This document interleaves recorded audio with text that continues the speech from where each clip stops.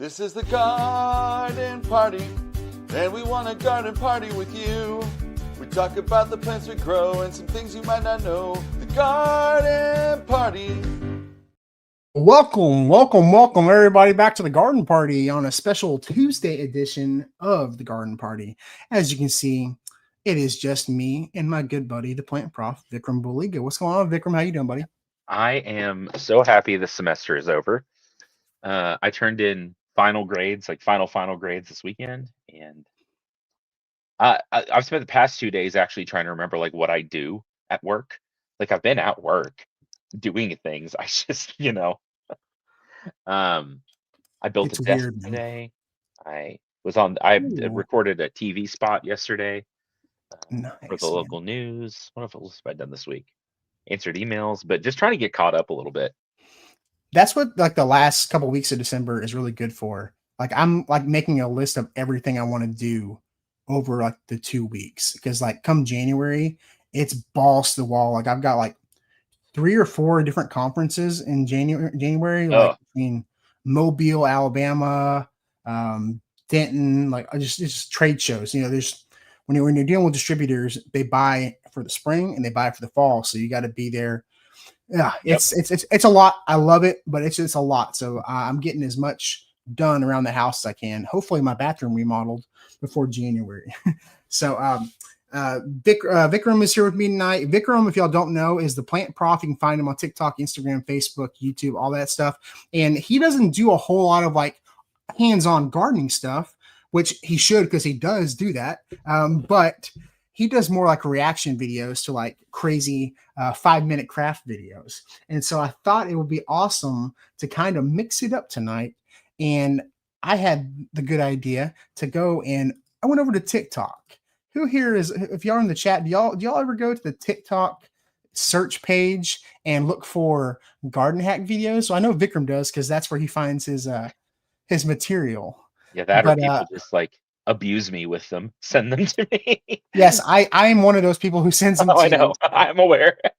But we should but I figured tonight together, me and Vikram could go through some of these and react to them and kind of, talk about it. So because there's so many, I don't know, Vikram, you want to talk about like there's so much information out there and it's not all good information, right? Yeah, it's kind of crazy. Like some of the more sensational stuff like does really well because it's insane. It's insane.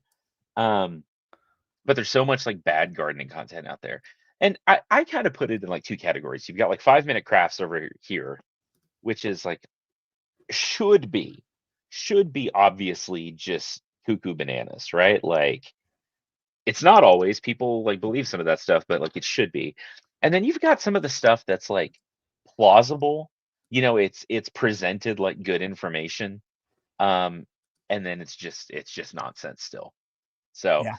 there's a mix. And then there's some really good content out there too. But I think from what I've seen, some of the like really terrible like plant hacks and misinformation tends to do really well for whatever reason. Yeah. Yeah, it's funny, like the most outlandish, and I know people that like I don't know if it's called like landmines or what, but like in a video they'll purposely do something like they'll leave their fly unzipped, or they'll have something going backwards so that you comment on the video and it gets traction because the comments go nuts. And so I wonder if like some of these 5-minute hacks are literally just designed to get people to comment, like say that's crazy, so that Yeah, it picks up the algorithm. I'm sure that's what it is. I think so too. It's just an engagement farm, Yeah. in a lot of ways, but Yeah, and I went through some of these ahead of time, and there's some people that I know on here, and I figured we go through and check some of this out. So this first one, let's see. Sweep up, New gardeners. look, don't miss out on this sale because Not that. sweep up those hair clippings and put them in the garden. Yes, I'm totally serious. Mixing hair into your soil actually adds nitrogen back into your soil. So first off, is that true? Is that true, Vikram? to a certain extent, maybe. Like it's organic material, right? So there's some stuff in it. Um, so yeah, you could technically compost it or put it in the soil, but it's not like immediate, you know. Right. But it's like I always tell people about like coffee grounds and like Mhm. eggshells. Like I don't think it has a negative effect, but is it can have an immediate effect? I mean, it's carbonaceous material. It's going to break down at some point and feed your soil. I mean, yeah, it's better than like sending it to the landfill. I mean, Oh yeah. anything's better than that. But like, I don't know. I guess maybe the terminology hack gets overused nowadays. Is that what? Maybe that's what it is. I think so. I think like some of it is like, this is a great garden hack, and it's really just like compost stuff.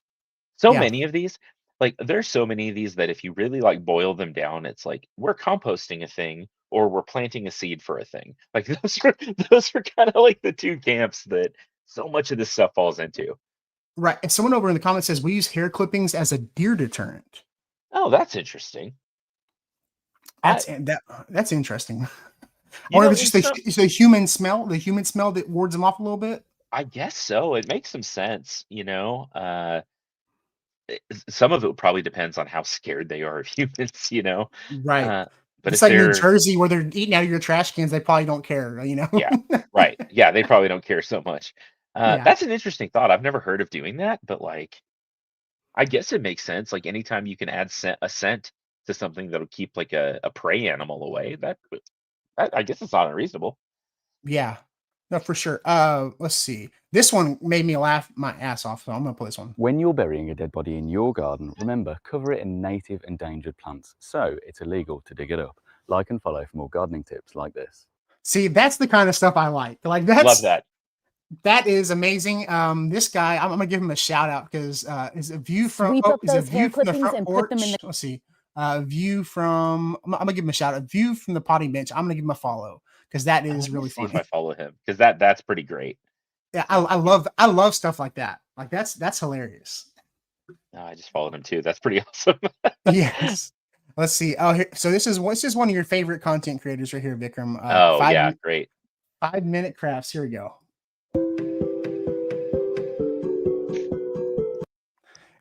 Oh shoot. So plastic cup on the roses. Uh-huh. Uh-huh. It's locking So in.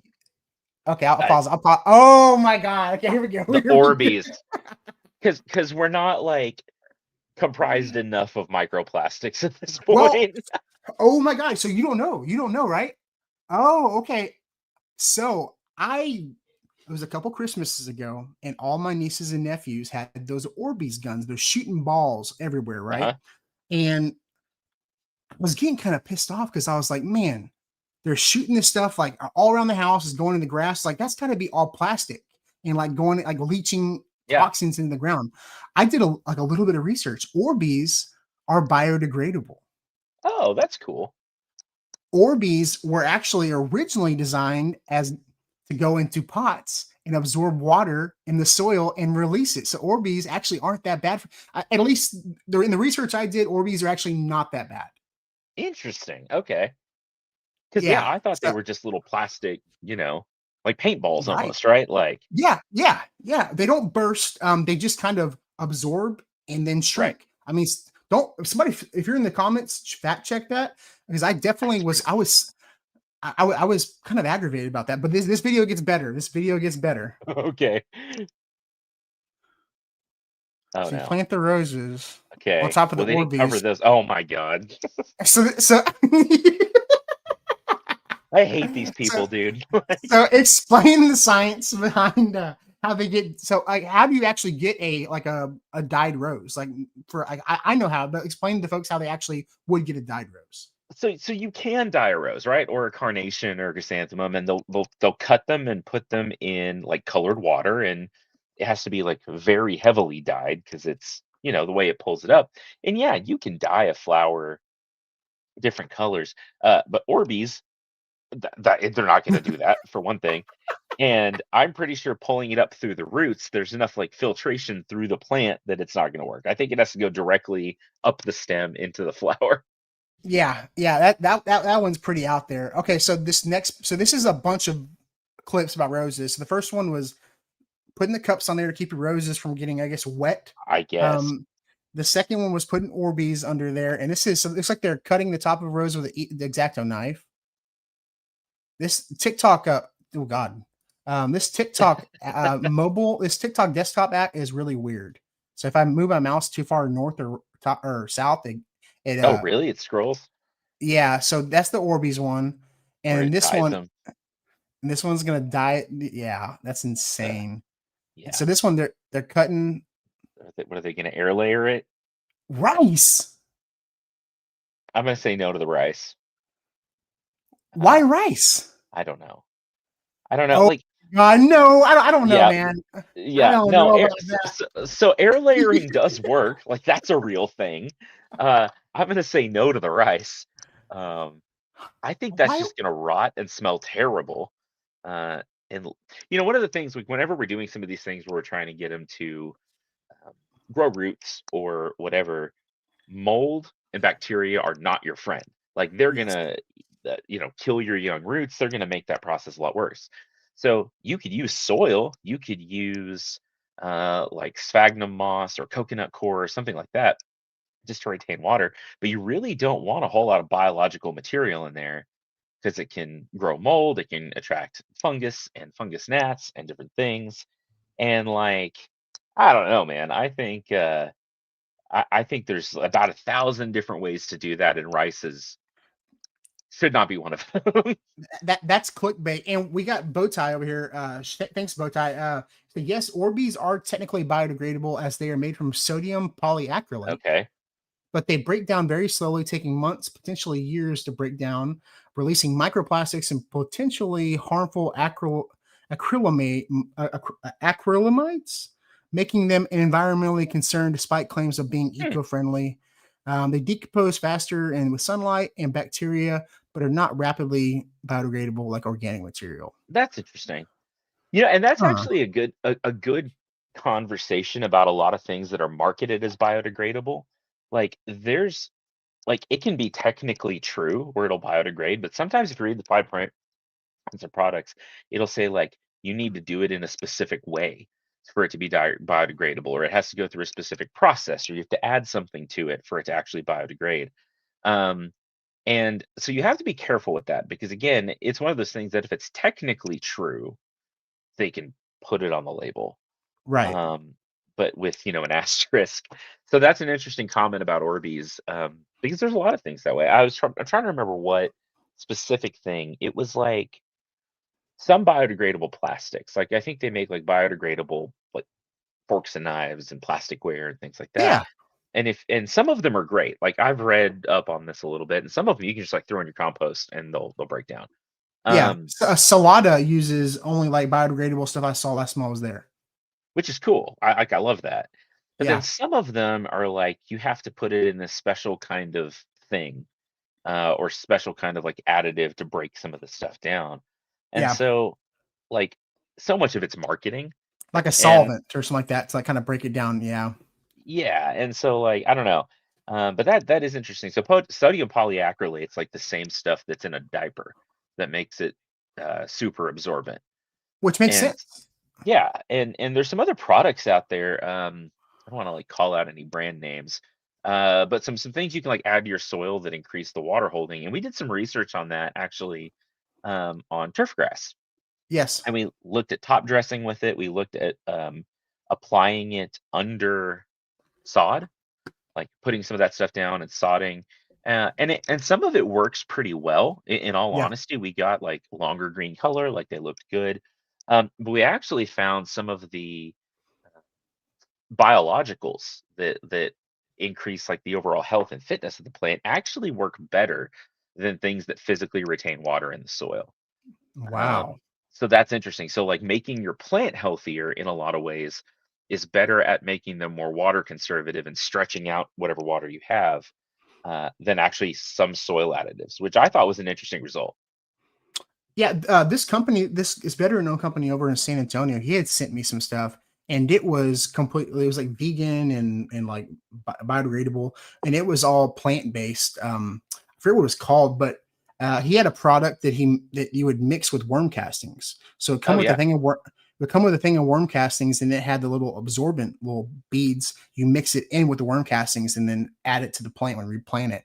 It's supposed to help yeah. it recover a little bit faster. I forget the name of the company though. They sent me some a while back though. We Really found cool stuff. one, and I can't remember now.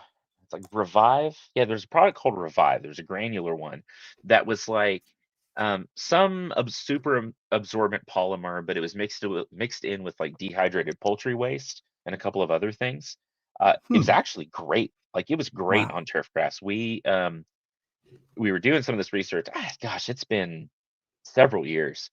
But we put it down, we watered it, it rained, and then we had no irrigation for like 6 weeks on this turf grass. And some of that stuff with a couple of these products, especially the ones that had some like extra nitrogen, some poultry waste, some biologicals, stayed green like more than a week longer than some of the Wow. other treatments, which like that's a pretty substantial result in my opinion.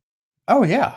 That's really interesting. Well, and people get freaked out by, words like acrylides and Hmm. 'cause I was listening to it was a clip actually, and it was Neil deGrasse Tyson, and he was doing some he was talking about glyphosate, Hmm.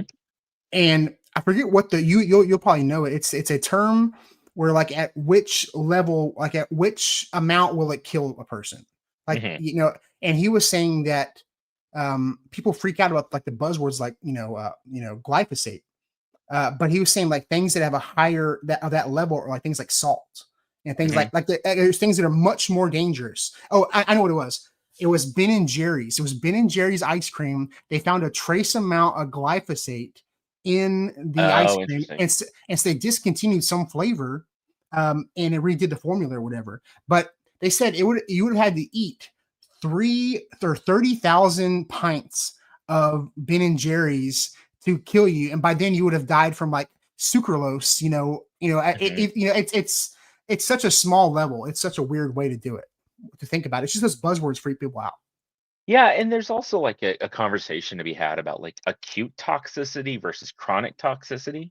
So like one of the conversations around stuff like glyphosate and some of these other ag chemicals is some of them will absolutely like kill you dead quick. Like if you Right. get too big of a dose. With But first you know, exposure and stuff like that. right. But like there's, you know, uh safety protocols for that, right? We have best management practices. We have safety gear that we wear.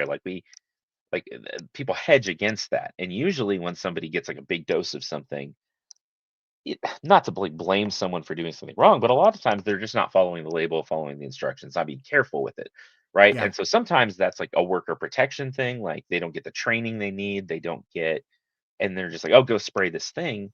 And then they get a big dose of something and it causes problems. I think one of the big conversations is like over a human lifetime, over several human lifetimes, like what does this do in the environment?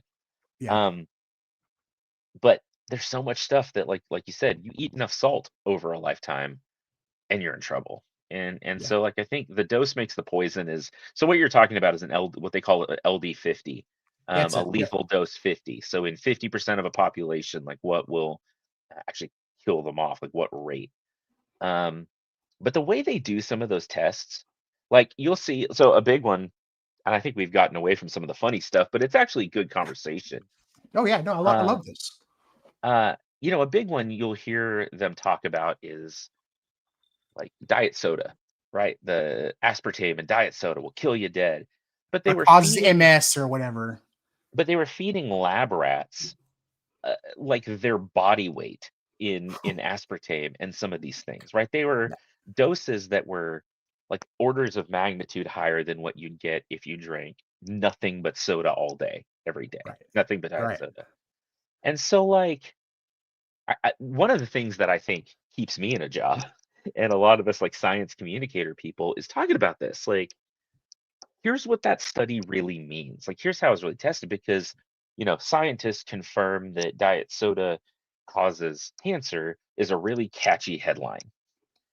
And like, that's easy for, a media outlet or someone who's trying whatever. Uh, and actually kind of like these videos, like it's a catchy, like Yep. punchy thing that'll get people to watch and react and fight and all that. It gets Um, them clicks, and they can sell those clicks to the advertisers, and that's how they make money. Right. And so like a punchy headline is going to get a lot of traction when the fact is you really read some of these studies and like pull them apart. It's like, oh, well, yeah, if I drank 15 gallons of Diet Coke a day for the next 10 years, then okay, maybe. Yeah. But so I think it is nuance is hard on the internet, which is why I'm glad we get to like do this and talk for a long time instead of Yeah. having to do it in a 60-second video. Um, Yeah. but Yeah. Yeah. yeah, It's important to talk about stuff like this. It really is. but then 5 Minute Crafts gets 30 million followers across platforms, and which is Yeah. just bonkers to me. And Slovenia or wherever they are. Do we ever find out where they're from? It's Eastern Bloc somewhere. It's like a Russian or something company. Yeah. But It's they have products at Walmart now. Did you know that? You can what? buy like 5 Minute Crafts activity kits at Walmart. Oh And God. every time I see them, I die a little inside. My God. It's ridiculous. Let's see how this video finishes out. We went off a little bit, but I'm sure Yeah, sorry everybody's about cool with that. it. No, I think they're cool with it. Let's see the roses. They're snipping the heads off these roses. Okay. And then The banana. freaking bananas, man. I swear. Okay. It's always the banana. People always talk about banana water and all this nasty stuff. Like, what is the thought process of like sticking a rose in a banana? Like,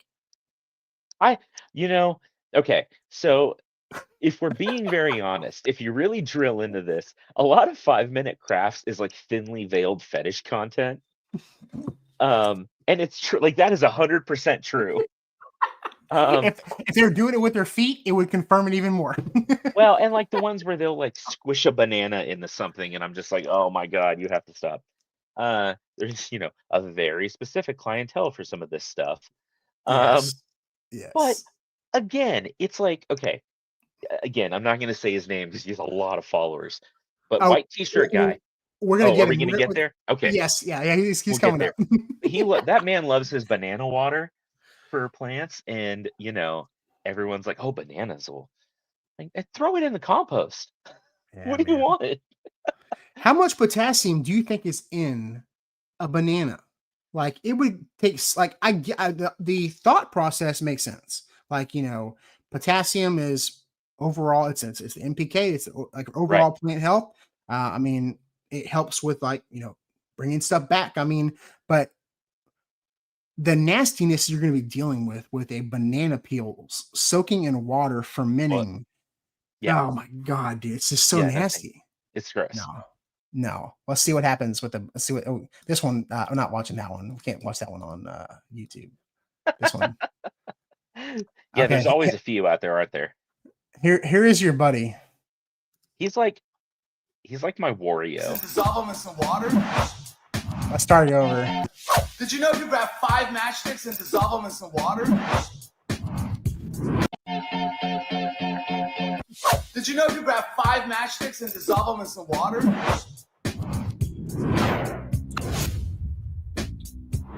You can use this water to speed up the growth of your seedlings. The phosphorus.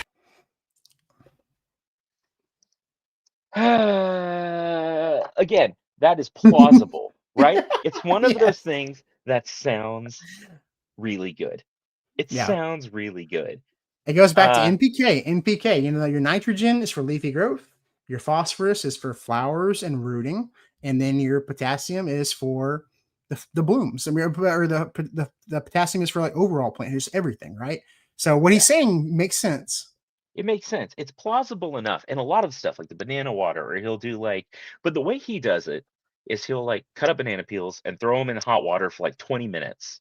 And even says that, like, leave them in there for 20 minutes and then water your plants. And like, that's how you get gnats. If you're trying to farm fruit flies, like, go for it.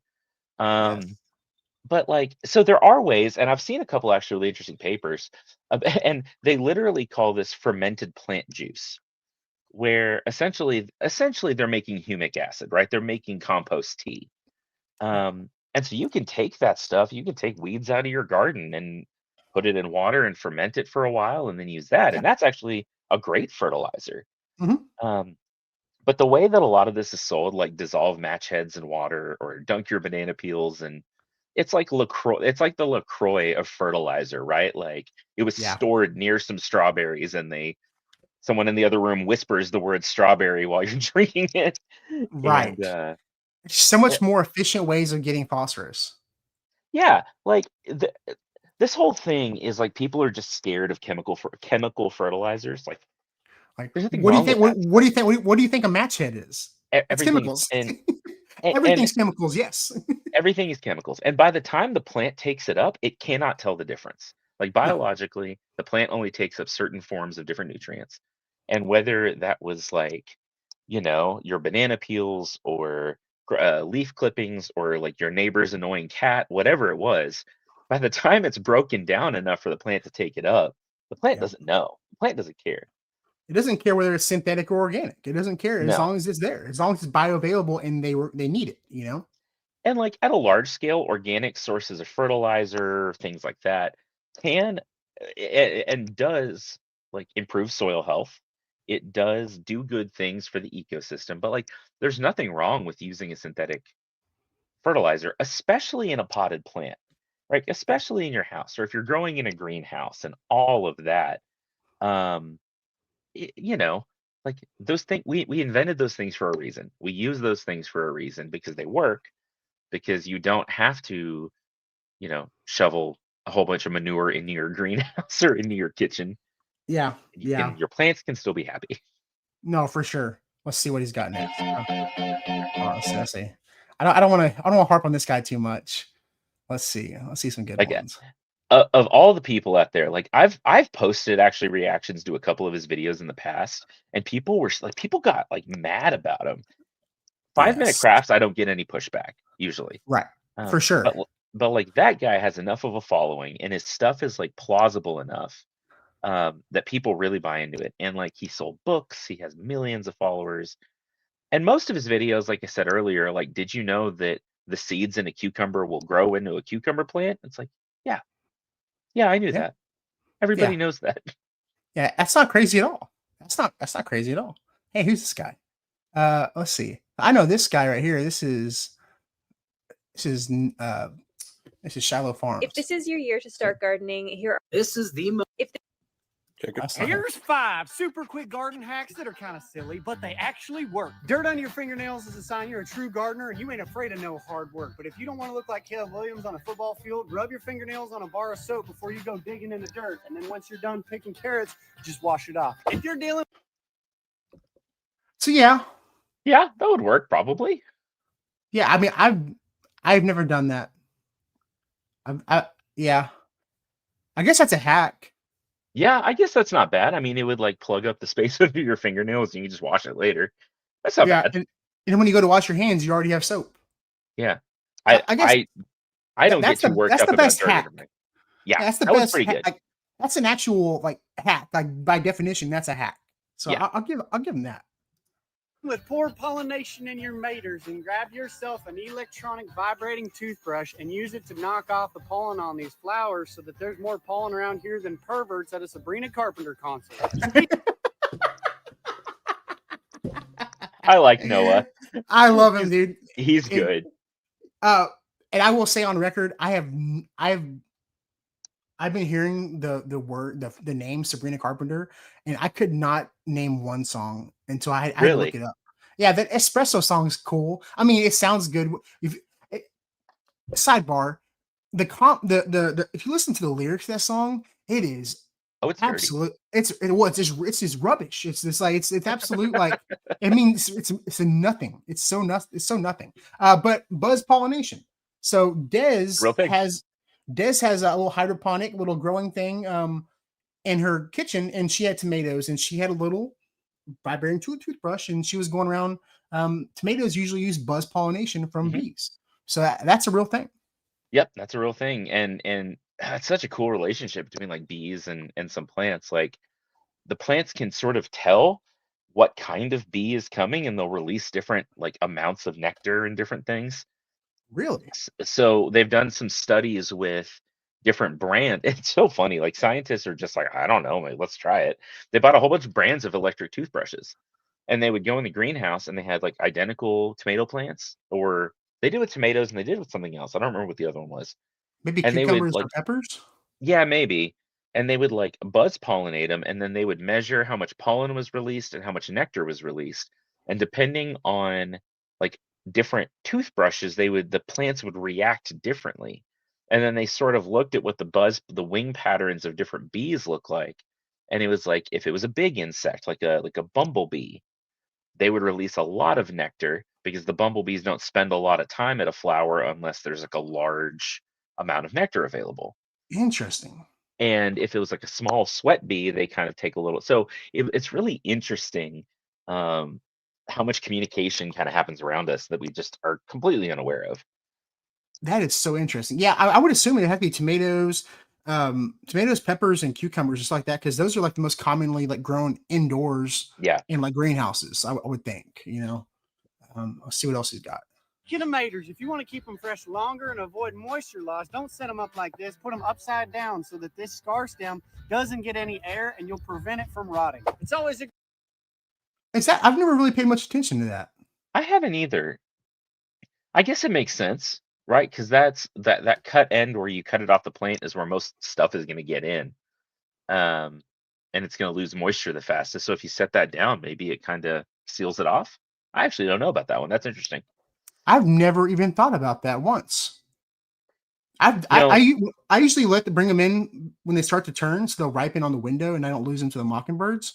And Yeah. I'll end up like rotating them like top and bottom, like so the Mhm. bottom gets a little more. But I never had paid much attention to that.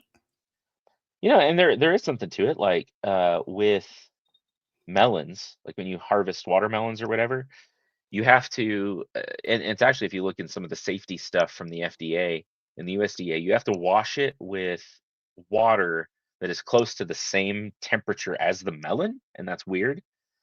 Because if the water's too hot or too cold, it can get like sucked into the cut stem. And then it can Interesting. take because you've got a big open spot, and that cucumber specifically, or that watermelon or cantaloupe, whatever, like they'll keep pulling water. And so, like if you cut it and you put cold water on it, like especially like way too cold water, it'll get sucked in, and then it can take like pathogens and stuff. And so sometimes you'll see like there were some videos going around a couple years ago of watermelons like exploding on people's counters. I don't know if you remember that. I don't. So there's this whole thing of like they would blow up, or someone would like stick a thumb through them and it would like shoot liquid out of it. And they were blaming it on all kinds of stuff, all these conspiracy theories. It was just a hot summer, and it was hot at Bringing them all indoors. points. Yeah, and it was hot at all points of the supply chain. So normally I know they grow them in Georgia and it's hot there every summer. Like that was the argument a lot of people made. But then they would ship them in trucks into the Northeast where it's not usually 100 degrees, and they would put them in different places. And so they were lasting a lot less time. But they ferment in the field all the time. Like Yeah, they get like nasty out in the watermelons, fields.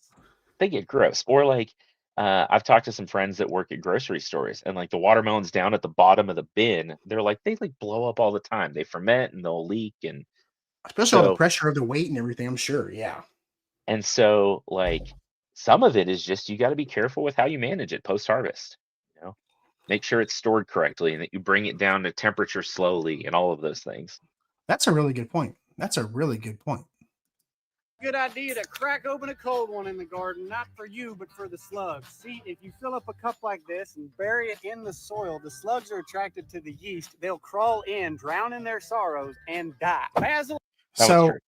That one's definitely true because Des was like, she did a video where it worked really well, and she was like heartbroken, and all the slugs and stuff. She got a bunch of like negative feedback for like killing a bunch of slugs and snails. Like, come on, man! Like, it caused so much damage in the garden. Like, I heard it works for roly polies too. I can see that. Yeah, I've had a huge increase in roly poly population, and they don't do that much damage, like for me specifically, but I know they can. So I don't know, but yeah, I know that. I mean, so far, all of his are pretty plausible. pretty good. Yeah. Is a natural deterrent of skeeters. So if you're working late in the garden in the evening, them skeeters come out, rub some basil leaves on your arm, and it'll keep them from biting you. Follow for more. Why is he saying Basil like that? I He's think doing he's doing. that. Okay, you were talking about landmines. I think that's what he's doing. Yes, yes. Well, it's so funny because him and Froberg do a lot of the same stuff, and like not a lot of the same stuff, but they're buddies, and so they help Mhm. each other out with some things. And like Tyler's had me like stand in the background and do stupid stuff while he's doing in a video before, like so people come like, who's that weirdo in the back? You know, like That's that's funny. definitely a thing. That's definitely a thing. But so far, I mean, he's probably had some of the best hacks. I agree. Basil. Let's see, Basil. I love that. Let's see.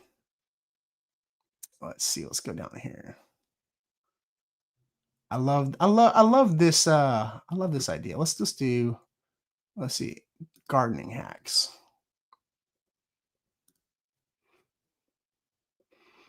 Oh, here we go. Oh, there's another one. What was that? I don't know. I don't know why you would need to put a water bottle on your onions, but okay. And this is hilarious. I mean, like, Yeah. well, Oh, come on. this is like little 2-second things. Like, what is this? It's like a graft. I think they're trying to graft something in there. But like, look, that's all dried out and dead. Like, for one, even if that was real, that graft is never going to take. Yeah. Let's see. This is stupid. So I mean, there's actual machines where that's they. fine. Yeah. Yeah. But this right here, this graft. This is dumb. Yeah. There's like, seriously. Yeah. No, that's never gonna. That would never work. Well, it's not going to stand up on its own either. Like, No. let's see the results of it. That's No, so dumb. that's not real. That's AI. No. It's either AI or they just like whittled that down somehow. But I bet it's AI. That's so And dumb. look at the bark. Yeah, That bark doesn't. That looks like a cheese ball. it does. Like that doesn't exist in nature. There's no way. That's so dumb. Oh my god. Let's see. Garbage bag. Okay. Okay, that's okay. That hack was just how to open a garbage bag. So Yeah. I have seen this. The coals would not stay hot enough to make a clean No. hole like that. I've seen where people will take they put a coffee can on the end of like a torch. Oh yeah. Or like a what do you call it? Bud pruner, bud Uh-huh. burners, whatever. And do that. But I've never seen like this. I don't think the coals would have to be really hot to stay Real make hot. that clean of a hole. So But I this is think conceptually though, that's not crazy. for sure. It would take a long time. You would have to fill that thing complete with coals and like keep something blowing on it to make it really freaking hot to have it like consistently making those clean holes, I would think. Yeah. So this is a coconut they cracked open. They're scooping. All right. Okay, making a planter out of coconut shell is not crazy. No, it's fine. Oh, come on. So But why? But why? that's the question I have so often watching these. Is like, yeah, fine, but like, what are we doing here? That's gonna have no drainage too, so it's just gonna fill with water and it's gonna turn nastier than hell. It's gonna be so gross. And watch it becomes a coconut.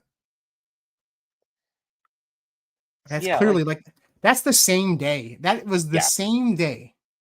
they do. Yeah, right. And so like air layering's a real thing. You can do it. It's like it works, but like I don't know. It's way better. The way that I found that works great is you just pack some soil around your cut spot and then wrap it with plastic or whatever Yeah. and Yep. zip tie it on both ends, and that works perfectly fine. Yeah. This is bud grafting or We're what? gonna do another dumb graft. That's not even the same plant. I don't even think that's a real plant. There's no way. No. It's like a piece of holly or something with Yeah, it looks like- with masking tape on it. And then they just put masking tape on like another plant. And they're like, look, it works. Oh my god, dude.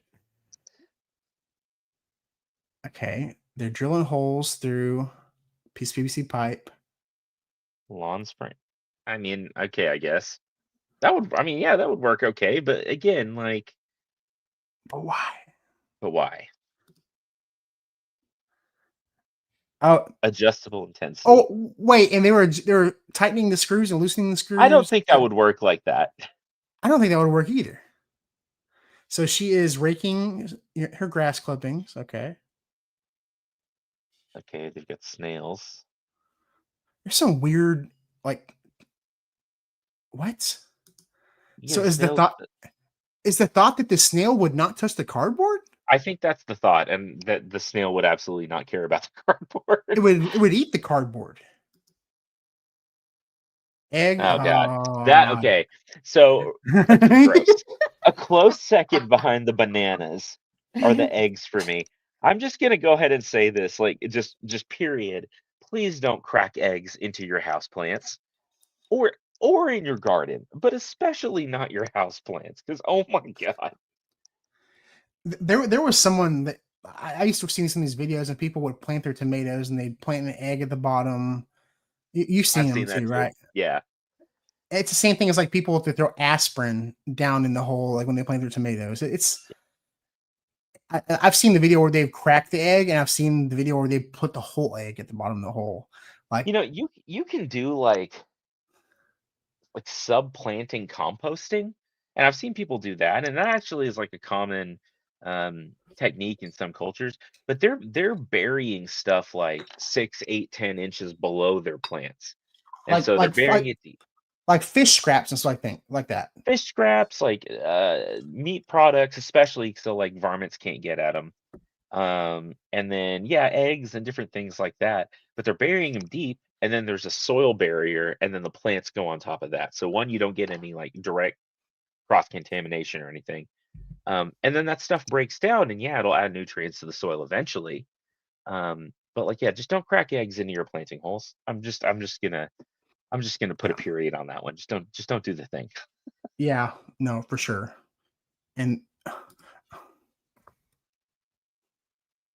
see the eggs growing off the tree. Yeah, fantastic. So this looks like it's going to be an onion drying rack. Wait. Okay, Yeah, I was on board when they had like, you're just going to dry their onions. Yeah, that's fine. In fact, But that's why- a great way to dry like onions and garlic. But why would they? I don't know.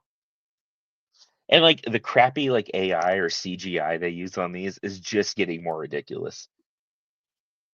It's insane, dude. Okay. And, this and is again, like- a lot of times I'm just like, why? Why are we doing this? Yeah. Why do we need to do this? Yeah. Yeah, okay. That's fine, I guess.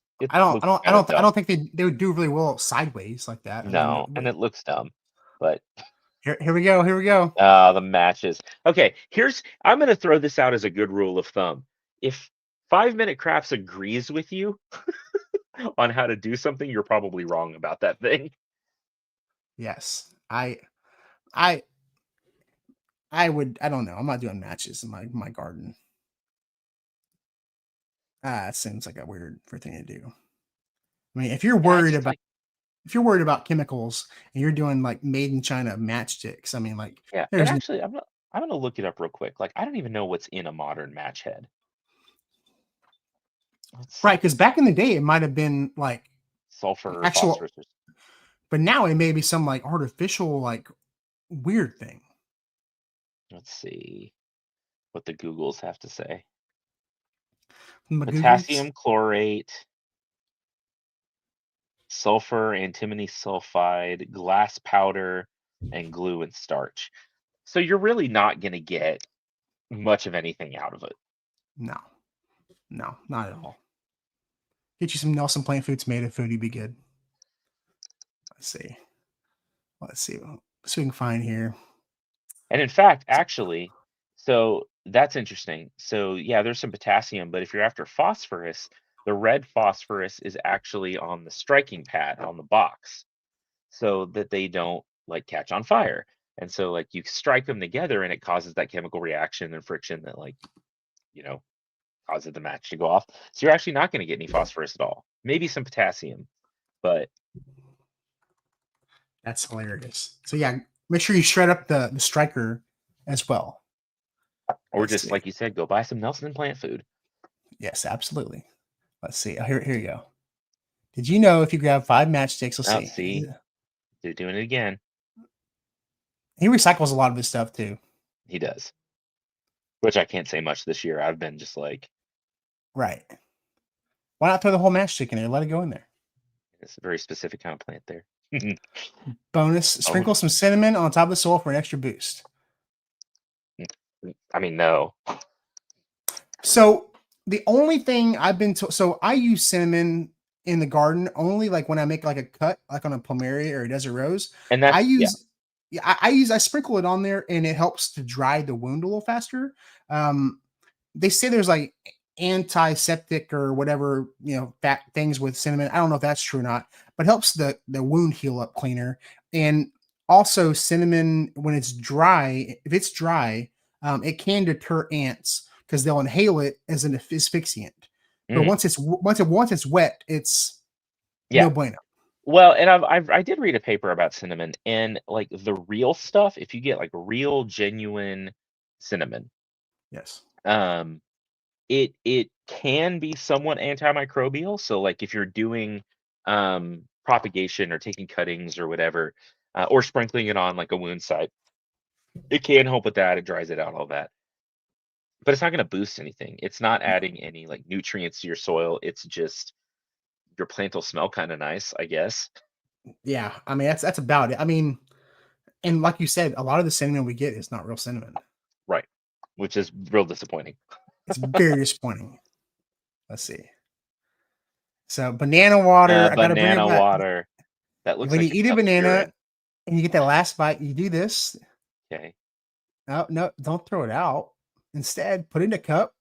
Oh, I'm guessing was he on the Jimmy Fallon show? Yes. Good Lord. Yeah. Add some water, add some hot water, and let it sit for 1 hour. The water is getting nutrified. Wait, Bella, what is that word? Phosphorus. No, like it's not going to do anything in an hour. Like I can promise you. It's got to ferment, right? It's got to like, I mean, it can take a couple of weeks. But even then, it's not doing much. But yeah. Yeah, it's a long process. And again, like compost tea is great. But again, none of these are. I think what gets me about a lot of these is people are really attracted to the quick, like in an hour, I can have my own homemade fertilizer and not. But like if you think about nature and like how these natural processes work, nothing happens fast. Like that banana peel may sit out on a forest, like on a jungle floor for a month before it breaks down enough. And like nature's not in a hurry. Yeah, and someone's gonna eat the banana peel before it breaks down, probably. Yeah, whether that's like again roly polies or something. Snails Like and something's gonna, slugs. Yeah. something's gonna break it down. And like I think a lot of times if you see any of these plant hacks and especially some of the fertilizer ones that are trying to sell you like we're gonna make this super quick, like be super suspicious of that because that's just not how nature works. If it seems too good to be true, it probably is. And if you want something quick, go buy a fertilizer. Like go to the store and buy some fertilizer. And don't let the word this one thing that this guy does that I really don't like is that he plays really hard on people being scared of chemicals. And so he's like, don't buy those toxic chemicals, don't do that, this and that. And Use these chemicals instead. and I made a video about that one time. Like everything is chemicals. Like I am, you are, the peach you ate today is chemicals. And people are like, oh, you know what he meant. I'm like, I do know what he meant. He's just wrong. Because like, I do know what he meant. Do you know what he meant? Yeah. And it's weird that it's the guy from Hamilton doing these videos. Like he's strange. He's an actor. I mean, so he's like getting paid by some corporation or something after it. I did like him in House though. Yeah. So he's straining the banana water. I bet that must stink so freaking bad, dude. Got to. I may have to run it again next year. I started an experiment one time in a series of videos where I tested a whole bunch of these, and our heater or our cooling system went out in the greenhouse I had those plants in, and like all my plants died after 2 or 3 weeks of messing with them. But I think this summer we have a growth chamber, and I don't think it's going to be used this spring. So I may run some of these experiments and like pick 5 or 6 different like plant hack fertilizers and test it versus just a couple of commercially available ones Yeah. and see what happens. You should like make it put something like the cafeteria where like it's like a 5-gallon bucket and they put their banana peels in for banana peels for science. For You know? science. Oh, see. So this is some kind of saying do this part of your everyday routine. This is reduce food waste and keep your plants happy. Yeah, but what are you going to do with the rest of that peel? He's going to throw it away anyway. Poke a hole in the cap of the bottle, okay? Okay. Oh, he's making like a self-watering. I'm going to guess this is like a self-watering thing. So is the water going to wick through the entire? That's what it said. That's the idea. It's just going to dripping. go straight down. It'll just go straight down. Yeah. So it's not actually wicking like. No, it's just dripping. Yeah, it's not wicking from the cotton end to cotton end. Like it's just dripping down slowly. Well, and also like that's like the worst way to water your plants. In a pinch, like if you're gone, okay, maybe. So some of those like self-watering bulbs and stuff you can buy, but all it does is water one spot. Like potting media, the water won't move laterally. You really have to saturate all of it. Yes. So like you may water a few of the roots, but really that's one of the worst ways. You would be better off if you were gone for a week to like dunk your pepper plant in the bathtub for 10 minutes, like completely submerge it, and then just let it dry out while you're gone. It would be way happier than you doing this. Oh yeah, no, and this is indoors too, so like it looks nasty. That would not work out. I don't think it would work out very well. Let's see. There are people who do like the ice cube trick where they put ice cubes in their plant. I don't necessarily know that's better because it's cold ass water melting too. Like it can shock the plant. Depends on what kind of plant to a certain extent. I had somebody ask me, the new segment I did was about Christmas trees, like fresh cut Christmas trees. And someone asked me like, could I just fill my planter base up with ice? And I'm like, yeah, but it would be a lot easier just to pour water in it. I don't know. Yeah. Someone used to, there was an old hack with Christmas trees where they said use Sprite instead of using water. I've heard that. So it's just for the sugar is the like what they're after. Because you can buy like these Christmas tree water additive things, like they come in little packets, and it's just sucrose or some kind of sugar. Because like when you buy your wife flowers or whatever, it usually comes in a little packet and you put it in the water. It's just like you said, sugarless.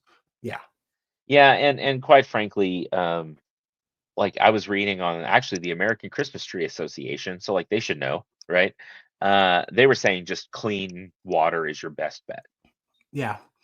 Yeah. Now we bought our first real Christmas tree ever this year, and it's we've had those dehumidifiers going through our house because of the water damage and everything, and it's sucking the water out of the Christmas tree. Oh no! Out of the bottom. So we're like every day we're having to water the Christmas tree.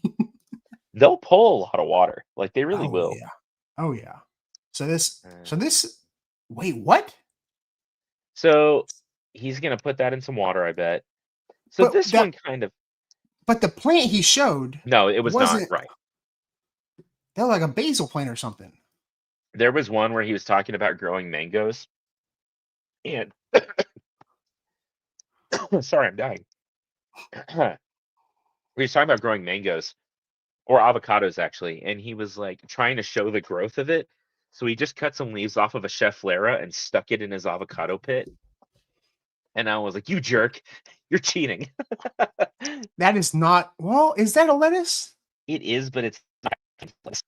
It's bolted. Like it's. Yeah, that's like a leaf lettuce or something. Instead of like that, romaine heart there.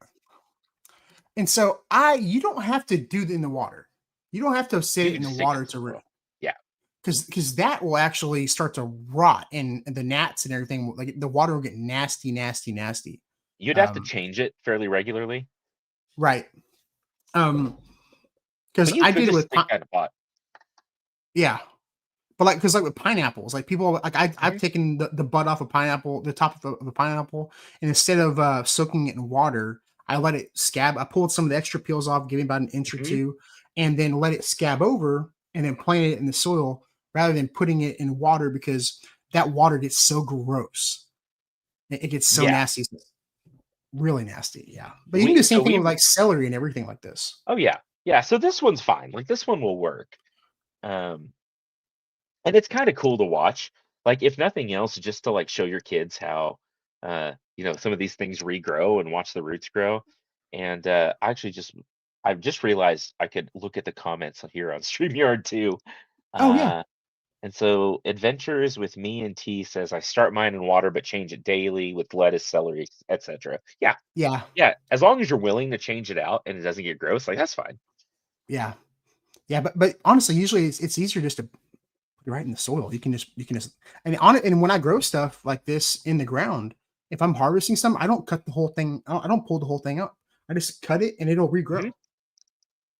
Mhm. Like yeah, so lettuce, celery, chard. Swiss chard actually is great because you can harvest several times off of that sometimes. Let's see. Let's see. Let's go back to the garden hacks. It's kind of fun. This was a good idea. Yeah, no, I figured this would be fun, man, because this is like your bread and butter. So this is the spicy mustache guy. I like him. So 3 gardening tips from Urban Farmer. Comfrey. Okay. Mass essential materials. Let's see. He's gonna make like a. So he'll Hmm. dunk that in water. Yeah, so he's making like a compost tea. Yeah, it doesn't have to be comfrey though. I mean, No, it could be anything.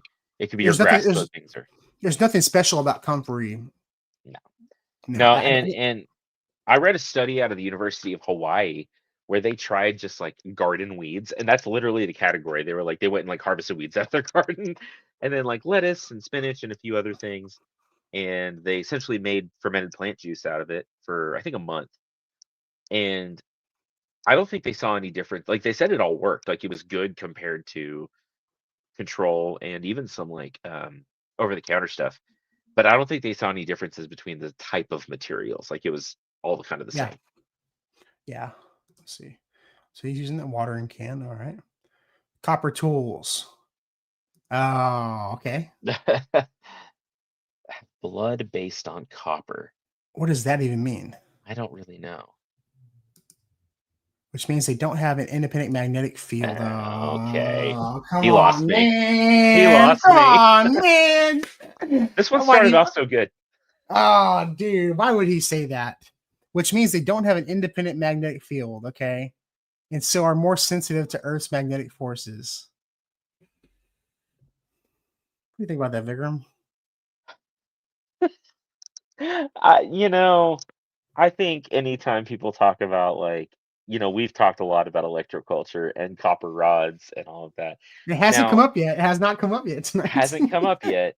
I will say, like, copper is good as in certain ways in the garden, right? Like your plants need a little bit of copper, but it's a good fungicide. It's actually a good so copper was it copper sulfate, copper. There's a couple of different ones that are pretty good fungicides, and Yeah. it can do you some good in the garden, but not by using copper tools to, I don't know, I guess disrupt your snail's magnetic fields or I mean, I whatever. don't know. I don't know, man. Let's see. Using non-copper tools, I mean, they're pretty. Worm Yeah, casting, okay. cool. That's great. Harvesting worm castings, yeah. Add biodiversity. Yeah, all that's good. So he's 2 for 3. He's 2 for 3. Yep, Yeah. that's good. The liquid, the solids. I mean, I like 2 out of 3 is good. 2 out of 3 is Yeah. good. I mean, I like I said, I hate to. I don't like to criticize people for the most part for all that electroculture stuff, but like, it is what it is.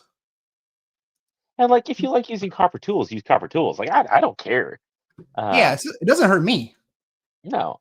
And like I like my Moscow Mule mugs just as my copper mugs just as much as anyone else. Right, But right, like absolutely.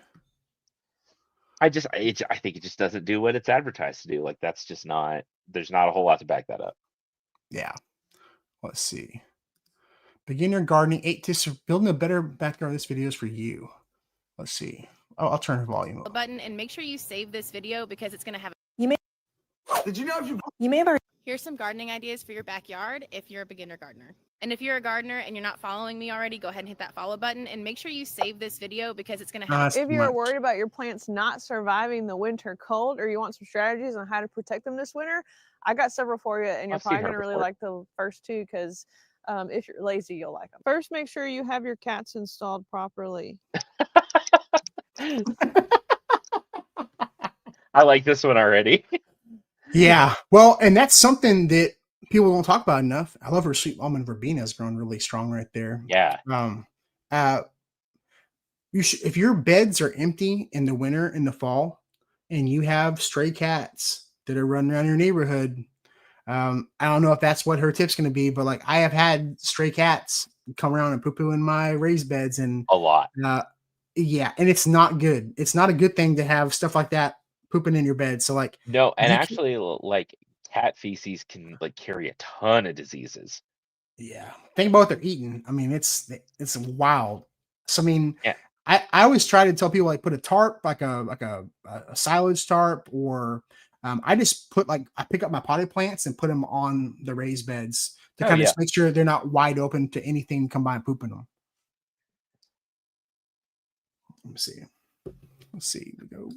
For the vast majority of plants in your garden, you are going to not touch them and not cut them back until very late winter, early spring.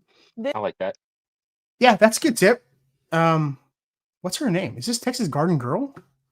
Oh, that'd be funny, wouldn't it? It's Texas Garden 8. Oh, I like it. We'll give her a follow. Yeah, let's see. If you're worried about your plants not surviving the winter, Let's see. Let's go back where we were. you say you have a So- misflower. So that is a good tip. Like if you have a plant that looks like it's dying or dead, and it's in the middle of winter, don't go pruning it back just then.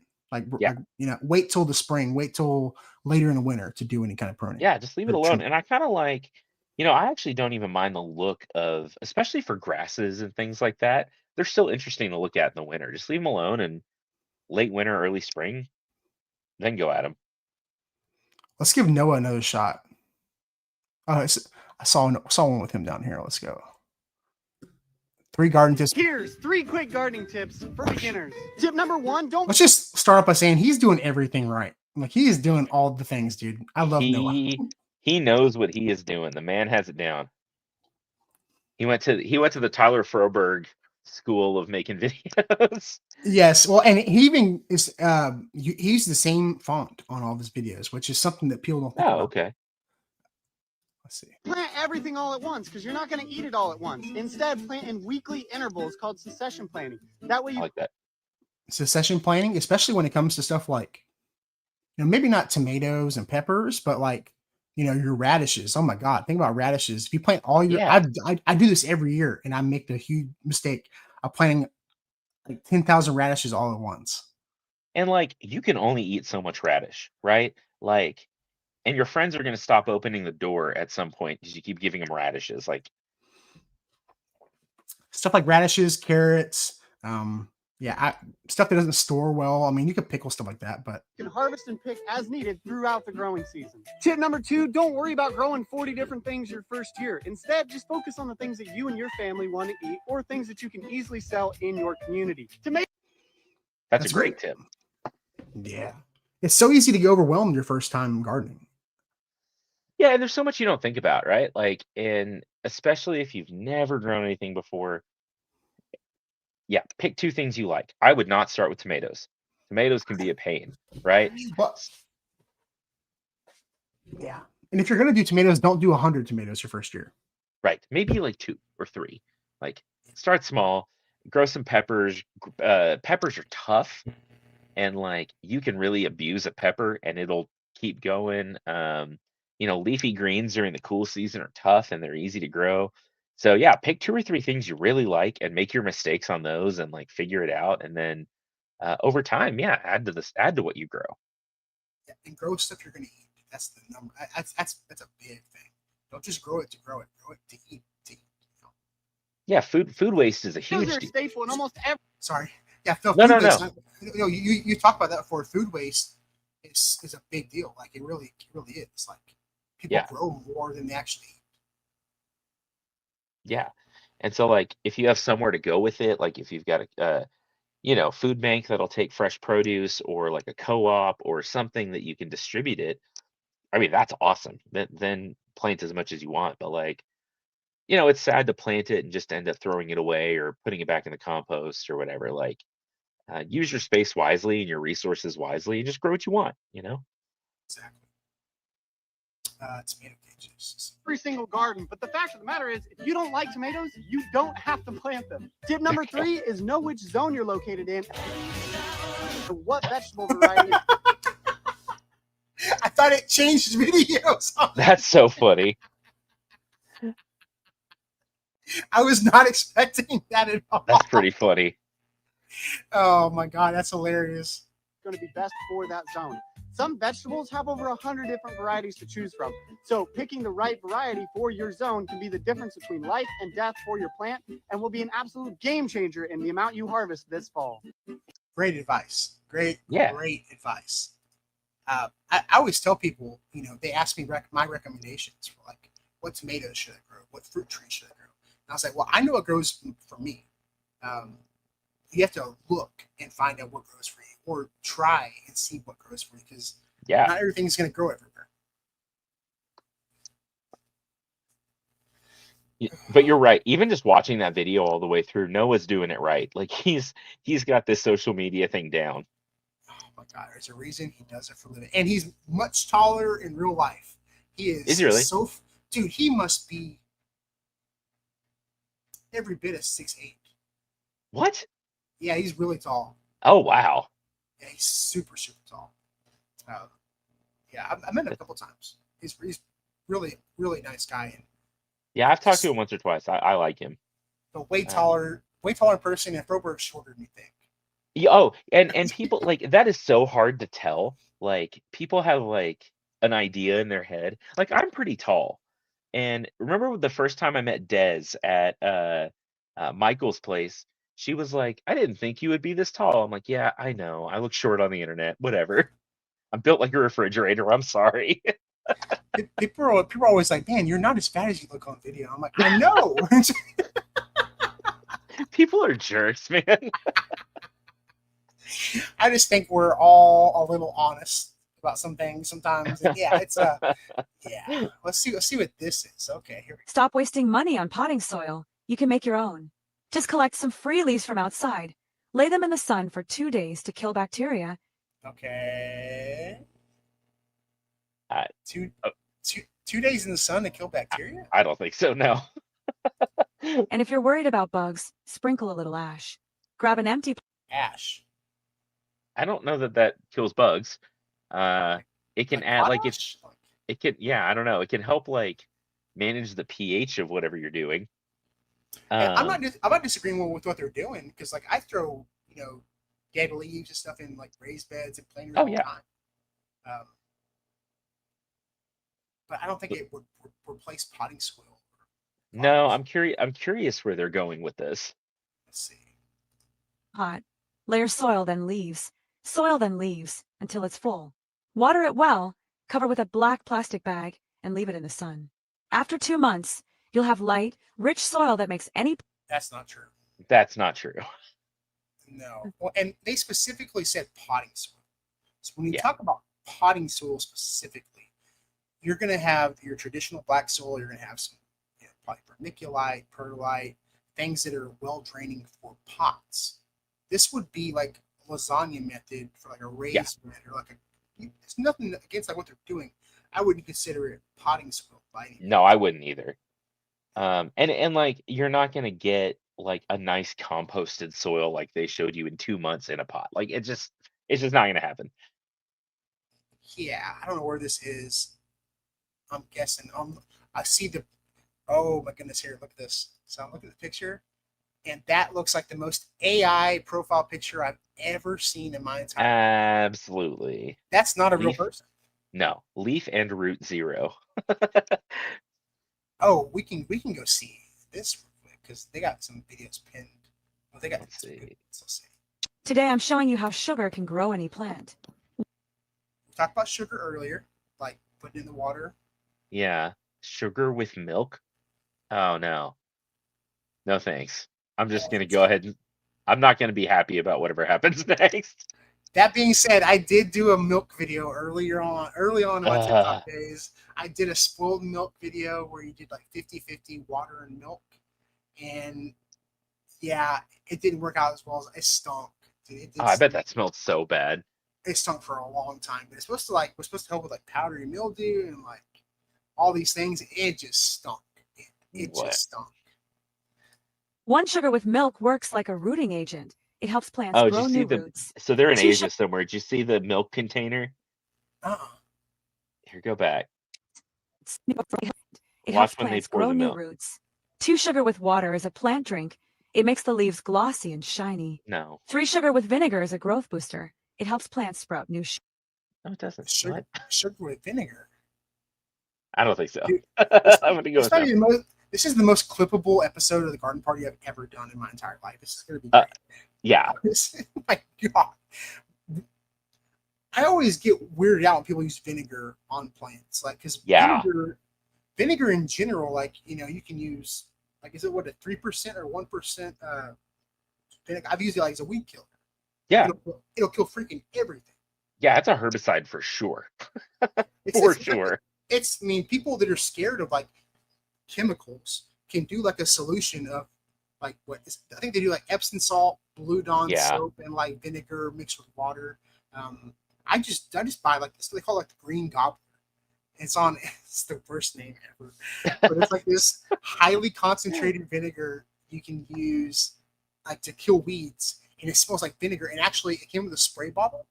It dripped onto my concrete floor in my garage, and it started to eat a hole through the top layer of the concrete in my garage. Oh my gosh. Yes. Yeah, vinegar, like acetic acid, is super corrosive.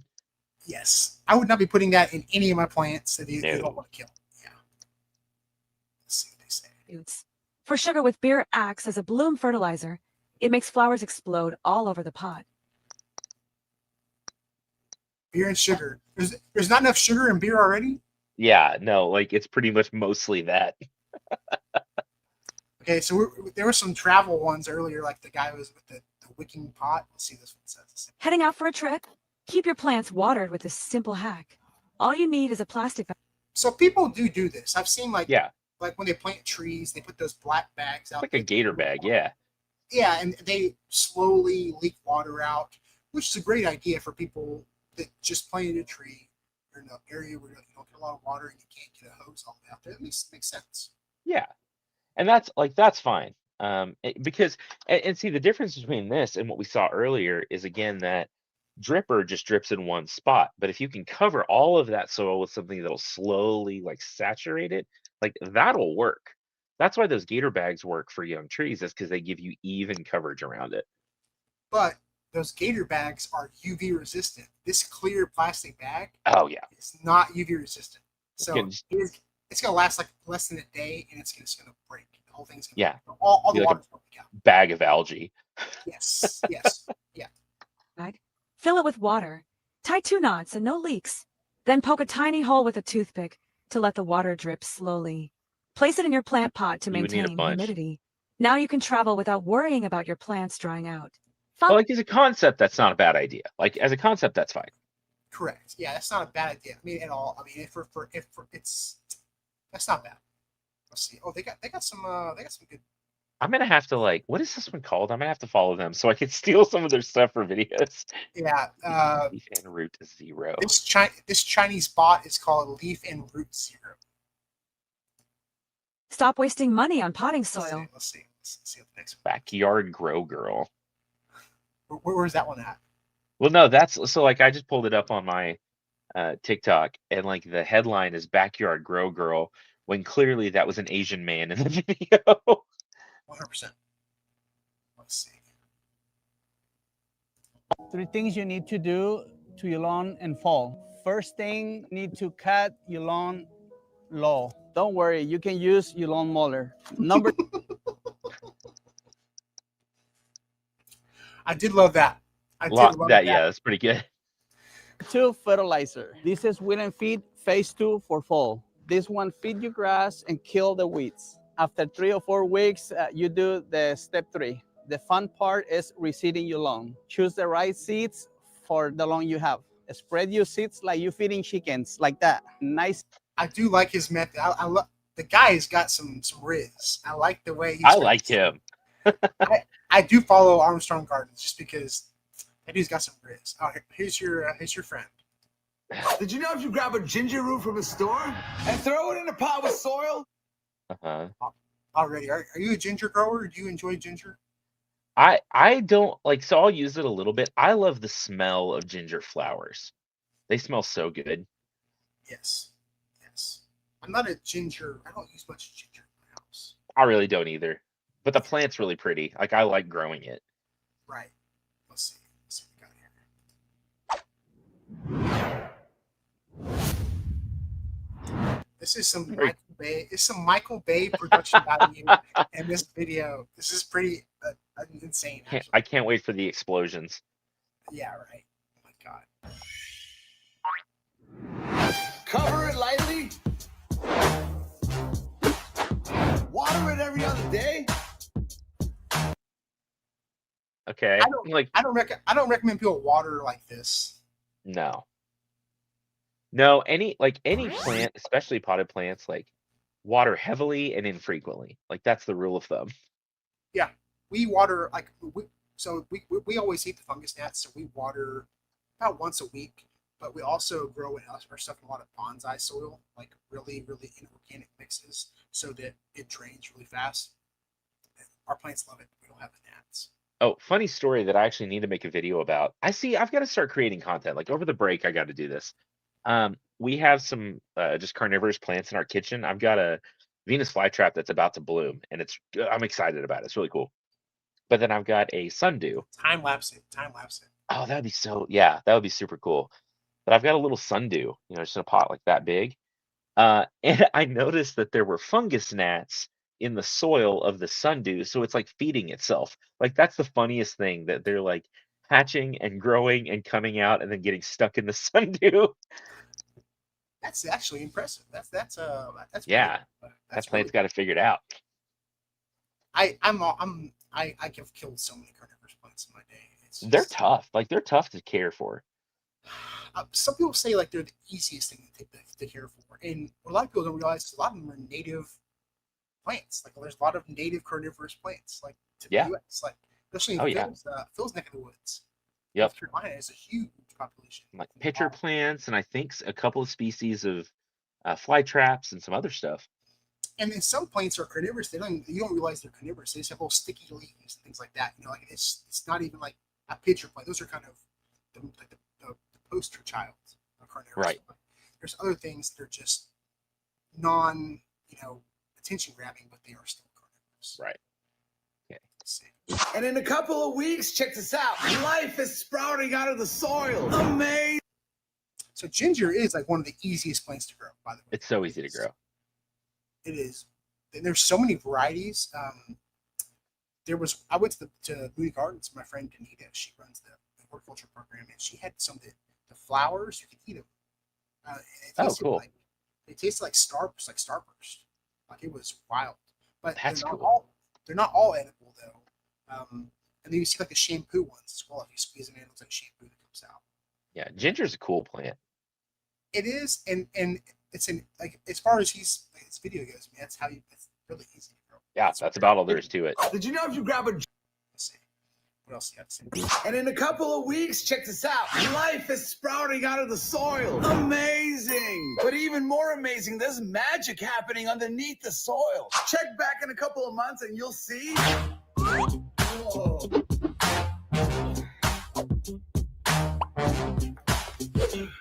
All this ginger from one piece. Yeah, that's what ginger does. That's how it spreads. I'm going to say this is staged. I'm going to say, like, there was not that much ginger in the pot. Like, it will spread and you will get more out of it, but that's a lot. Yeah, this looks like it all came in a bag. Yeah. And he put it. I mean, what he's saying is true. Yeah. But what's going on in the video is not like they would all be connected. By the way, they would all be attached to the original root. They wouldn't be nubs just randomly floating around. Like, it wouldn't just poof, you're a nugget. Poof, you're a nugget. It all would be attached to the original root. But in principle, he's correct. Yeah. And that's like, again, a lot of the information, especially in that video, like you can plant a ginger root and it will grow ginger and you get more ginger. Like that's fine. It's fine. Yeah, it's just the way that he talks about it. So It dry. I can't, man. Like I can't. And he like won't stand still. Yeah, he does those what they call them jump cuts. Yeah. All right, but it works for him. Like you won't believe he knows what he's doing. He knows what he's doing. Oh, yeah. I mean, he's doing the same thing in an apartment that Noah is doing in a farm in Nebraska. Right. I mean, but I deeply enjoy Noah's content more than his. Oh yeah. Peroxide can be useful besides custom burns and whitening teeth. Measure out a tablespoon's worth of 3% peroxide into a cup or a bowl. And then mix it with a cup of water. What you have here is a magical solution to revive plants. So the main... Nope. Just no. just no. So explain what he's talking about here. I say it's hydrogen peroxide and water. Is it just that simple to bring like an obvious dead plant back to life? Like that plant is dead. Let's see what happens. I'm curious where he's going with this, but still no. I'm gonna bump it back. Water. What you have here is a magical solution to revive plants. So the main reason why your plants are turning brown is because the roots are rotting. Can we identify that plant at all? It kind of looks like it was an avocado that he. And you can almost see the pit at the bottom. Yeah, I think it's an avocado. Yeah, which if you do enough of those, like some of them are gonna die just on their own. Yeah. A fungi that's eating at the root and pretty much suffocating your plants. So apply this solution directly to the soil of your plants and watch your plants come back to life. You won't believe what hydrogen. No. No. So measure out a tablespoon. Add these two things to your garden for like peroxide can be good in your pots. Again, it can help as a fungicide, but he said the main reason your plants are dying is because your roots are rotting, and that doesn't mean anything. Like that's not like root rot is a thing, but that's caused more by overwatering than fungus in the soil. And in fact, a lot of times fungi in the soil are great for your plants. Right. Well, and it's vice versa, right? Usually the fungi would happen as a result of overwatering. Yeah. More than anything. Like. Yeah. And so like letting it dry out and watering less frequently, like that his dead avocado there's not coming back from the grave, right? It's dead. It's dead. Obviously, because that's why it's not at the end of the video. Yeah, it's extra strength came dead. back to life. And let's real quick, since we're on the topic of like growing avocados from the pits. It's cool. People can do it. Yeah. But is that avocado 99% of the time going to, it's going to take years to grow into an avocado tree. Is it going to be the avocado that you ate? Probably not. No, and you're probably never going to get a fruit off of it either. Like even if it flowers. So avocados do this thing where they, like there's an A type and a B type of avocados, and they have to cross-pollinate. So like the A types, the male flowers will be open in the morning, and the B type, the female flowers are open in the morning, and then vice versa. It's to actually kind of hedge against self-pollination. And so they're like they're monoecious plants, which means they have both male and female flowers on the same plant, but they're just not active and open at the same time. And so you have to have both types so they'll cross-pollinate, and the pollen's not viable very long. So in theory, you could harvest the pollen, and then like keep it in a vial and cool it and whatever, and then apply it later, and that's possible. But the odds of like off of a single avocado plant ever getting a fruit are just unbelievably low, and you would wait like 10 years to find that out. Right. Well, and so would you were saying the male and females don't open at the same time? So like on most avocados, do some open in the evening, some open in the morning, like male and female? Really, I didn't know that. And then the other varieties are inverse of that, so that like you'll have variety A that has the male flowers open in the morning, and variety B that has the female flowers open in the morning, so they can cross pollinate, and it ensures like evolutionarily that you get more genetic diversity. I mean, because they grow in these tropical climates, it makes a stronger plant, and it keeps from inbreeding and self pollination. Right. And so like avocados are actually pretty complicated to grow. Like the production systems, they'll have a few pollinating or pollinizers out there that are their pollen sources, and then they'll have the Haas or whatever variety they're trying to grow that are their main fruit crop.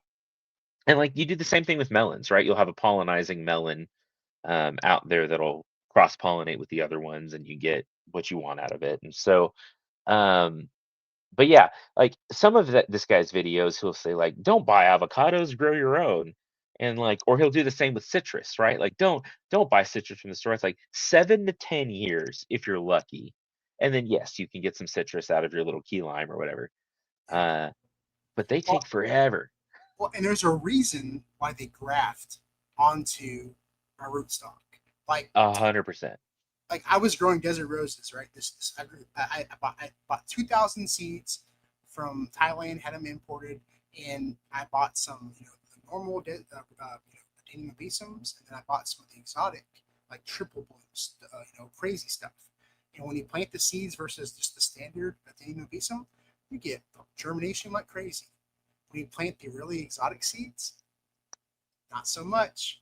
So it makes sense why you do grafting, because those exotic, flowers, exotic flavors, citrus, they don't grow as vigorously as the Right. rootstock. That's why you graft them on.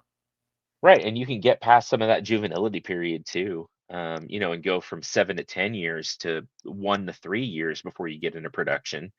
And so like, yeah, and basically every fruit tree you buy anymore is grafted. There's very few that are on their own roots. So oddly enough, last year I did a video where I had picked up some. For anybody in Texas, there's only 3 nurseries in the entire state of Texas that are legally allowed to graft citrus. Like it's a big deal. It's a big licensing and inspections. It is crazy. But I believe it was Saxon. I picked up some from Home Depot, and they were not grafted. They were. Oh, really? They're grown from limb. I looked for the tags and everything, like because they have to have like where the rootstock came from and when it was grafted. No, that it was grown from a limb. I've got 2 or 3 that are, and that's pretty rare. Yeah. And you wouldn't. So it's very different. But yeah, so growing stuff from seed isn't always. When it comes to certain things, isn't always. Especially like with apples, like citrus sometimes will grow true to type, but even that is kind of a crapshoot. But like apples and pears and a lot of your pomes are like they outcross so readily. The odds of you getting a true to type apple from your seed are just basically none. Like it's just so low. Right. Well, and like I had a Franken squash. I had a zucchini that cross pollinated with squash, and so like you harvest a seed from that. What is it going to come out? Like you just when you have open pollination, who knows what that fruit seed is? You get some weird stuff. Yeah. This is fun. I'm having fun. Are you good to go for a little bit longer? Are you good? Yeah, I'm fine. Okay. The time has flown by. I looked. I was like, we're an hour and a half. I'm like, oh my god, this has been fun. Let's see. Grow better garlic with one hack. Farmer Dean here. If you want big and beautiful garlic like this, then you have to prep your bed in the fall before you plant. I do it usually, it's the 1st of September. I'll plant the last of September. So I'm going to show you how to prep my bed. So he's in the Upper Peninsula. He's got the Michigan State. Mm-hmm. And so they are, when people are growing garlic, they need to know there's soft neck garlic and there's hard neck garlic. So up north, they're going to be probably growing in Michigan. This is Michigan. So unless he just got the hat, but I can only assume if he's wearing a Michigan State hat, he's in the Upper Peninsula. Yeah, he's got to be. So he's growing hard neck garlic over winter. If he's talking about growing in fall, and it's going to start getting cold in Michigan pretty soon. Oh yeah. This is one of the beds that I had last year. What I'm going to do is just going to turn this over a little bit, make sure that it's still soft, which you really. So I noticed a huge difference in root vegetables by fluffing the soil, broad forking. Like that's a great tip. Especially like I had always had terrible success with carrots. It took Jeremy, Dirty Punk Gardening, talking about broad forking to where I finally got really nice carrot production. Like this is that's cool. Yeah, it makes a lot of sense. Armadine here. If you want, I'm about 2 inches from the top. You'll see that I'll have a completely different look when I finish. Here's the most important thing. You got to put in your nutrients now. You need is yeast. That's going to put microorganisms back in. This ingredient that you need is yeast. So I'm going to put in blood meal. Okay, that's going to blood meal's fine. So blood meal, that's gonna be higher, like nitrogen, right? It's nitrogen. Yeah, nitrogen is yes, and it's sort of a slow release, so that would be good over the growing period, especially through the winter. You're not going to lose as much to like volatility and stuff, so it'll be good for your garlic for sure. Blood meal is good. I know most people are using bone meal when it comes to root vegetables. Yeah, and that's going to be more. Yeah. Need some nitrogen, bone meal, which will give me mainly phosphorus. The number one ingredient that you need is yeast. That's going to put. I don't know about the yeast. That one for me, yeah, it'll put microorganisms, but just yeast. Like yeast is a specific microorganism, and yeast exists everywhere. Like it's already there. Like that's very important to know. Like it's everywhere. Yeah, I mean, he's basically taken. So most fertilizers have your nitrogen, your phosphorus, and your potassium. He's breaking it down instead of using a complete fertilizer. Right. He's kind of piecemealing it out. Yeah. Yeah, he's kind of deconstructed fertilizer. It's fancier that way. So the yeast is going to put microorganisms in the soil. Microorganism back in the soil. It's already in the soil. You don't need it's. I mean, you can do that, but it's already there. My other special ingredient. Special ingredients, molasses. I'm going to put that in there. So this is blackstrap molasses. This is not agricultural molasses. There's a difference, right? Mm-hmm. Yeah, and like, but people use it all the time, and people swear by it. I haven't read a whole lot about it, but I don't think, especially in the winter, you don't have to worry too much about ants and different things like that. I would not use it in the spring, or you're going to drown in ants in that bed. Yeah, just sugar. It's just sugar. Yeah. So microorganisms need something to eat on. It's pretty simple. So he's feeding his yeast, is what he's doing. Blood meal. Most important ingredient, yeast. Got to get those microorganisms. They attach to the roots of the plant, and they let the plant. But yeast is not like that's not the right kind of microorganism. Right. Well, and when it comes to fertilizers, there's micro and there's macro, right? Yeah. Well, so yeah, micronutrients are going to be like your trace elements, your metals and things like that. Your actually iron is sort of on the line there, but especially like manganese, magnesium, all that. And if you really want to add, if you're really concerned about microorganisms in your soil, you would be better off, like we were talking about earlier, adding like a compost tea. Or even just regular compost. That's going to be way more bioactive. Azomite as well. Yeah. Or you can go and actually buy mixes of mycorrhizal fungi, which actually do what he's talking about. Now, yeast is, again, a very specific type of organism that is not, as far as I know, like it doesn't form those same relationships with roots as like an arbuscular mycorrhizal fungi.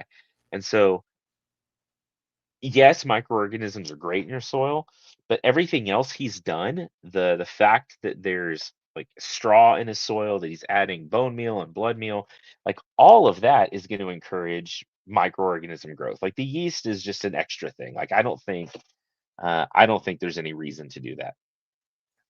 And obviously, like if this dude wants to do this every year, go on ahead. I mean, it's not going to hurt anything. Yeah, if it works for him, hell, it's fine. I think it's a bunch of garlic. Good for him. That we just put in here. After when I plant, I also put in Epsom salts to stimulate the roots. Epsom salt for roots. So I see people planting that, like using Epsom salts with I used to do it. tomatoes. I used to do it. Yeah. Like, again, it's one of those things that as long as you're not using too much of it, it's probably not going to hurt anything. I don't know that it does a whole lot of good. Yeah, I mean, it's just most. So, like, I will say, like, and I'm obviously a little biased because I work for Nelson Plant Food, but our tomato food has plenty of magnesium, manganese, and calcium, and everything. So you don't need really much CalMag or anything like that. You don't really have to Right. do much. You know, people need to read the fertilizer containers because, like, they already have a lot of those things in there. You know, Yeah. they don't need to add the Epsom salt. You don't need to add the eggs, the milk, you know, the toothpaste, whatever. I mean, yeah. So Epsom is just magnesium sulfate, right? So like most soils, it depends where you are. Like, you know, but get a soil test. Like that's always going to be a good idea, even once a year, once every 2 or 3 years. Like as long as you know kind of what's in there. For the most part, you're not going to be deficient in magnesium. Now, some places, if you have a super low pH, it can bind some of that, dissolve some, like it can cause some problems. But for most of us, like it's pretty Usually rare to find a magnesium deficiency. Yeah, it's usually not nitrogen deficiency, right? Right. That's going to be your number one. In lower pH soils, you'll see some phosphorus, potassium deficiencies sometimes. High pH soils, like I use a strong nitrogen fertilizer up here in my part of the state. A little bit of phosphorus. We are very rarely deficient in potassium up here. I've got all the calcium you could ever want. Especially if you're doing potting soil. Like I do bagged soil. Like I've topped my beds off and everything every year.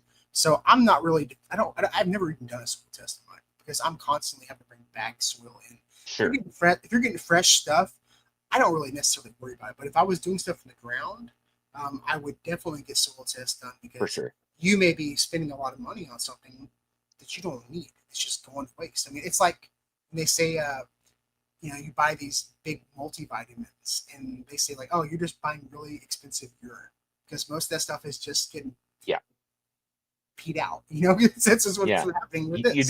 You'd be better off like going and getting a blood test and seeing, you know, maybe you're deficient in vitamin D or vitamin B, and then just take the one thing you need, or eat more complete foods that have them in it, or go out in the sun every now and then. And Right. The main point is go outside, everybody. Everybody go outside. Spend some time outside. Leave your phone inside, go outside. It'll be better for you. And now what I'm going to do is drizzling the top it molasses. off with the compost manure. I'm going to put it all the way up to the top.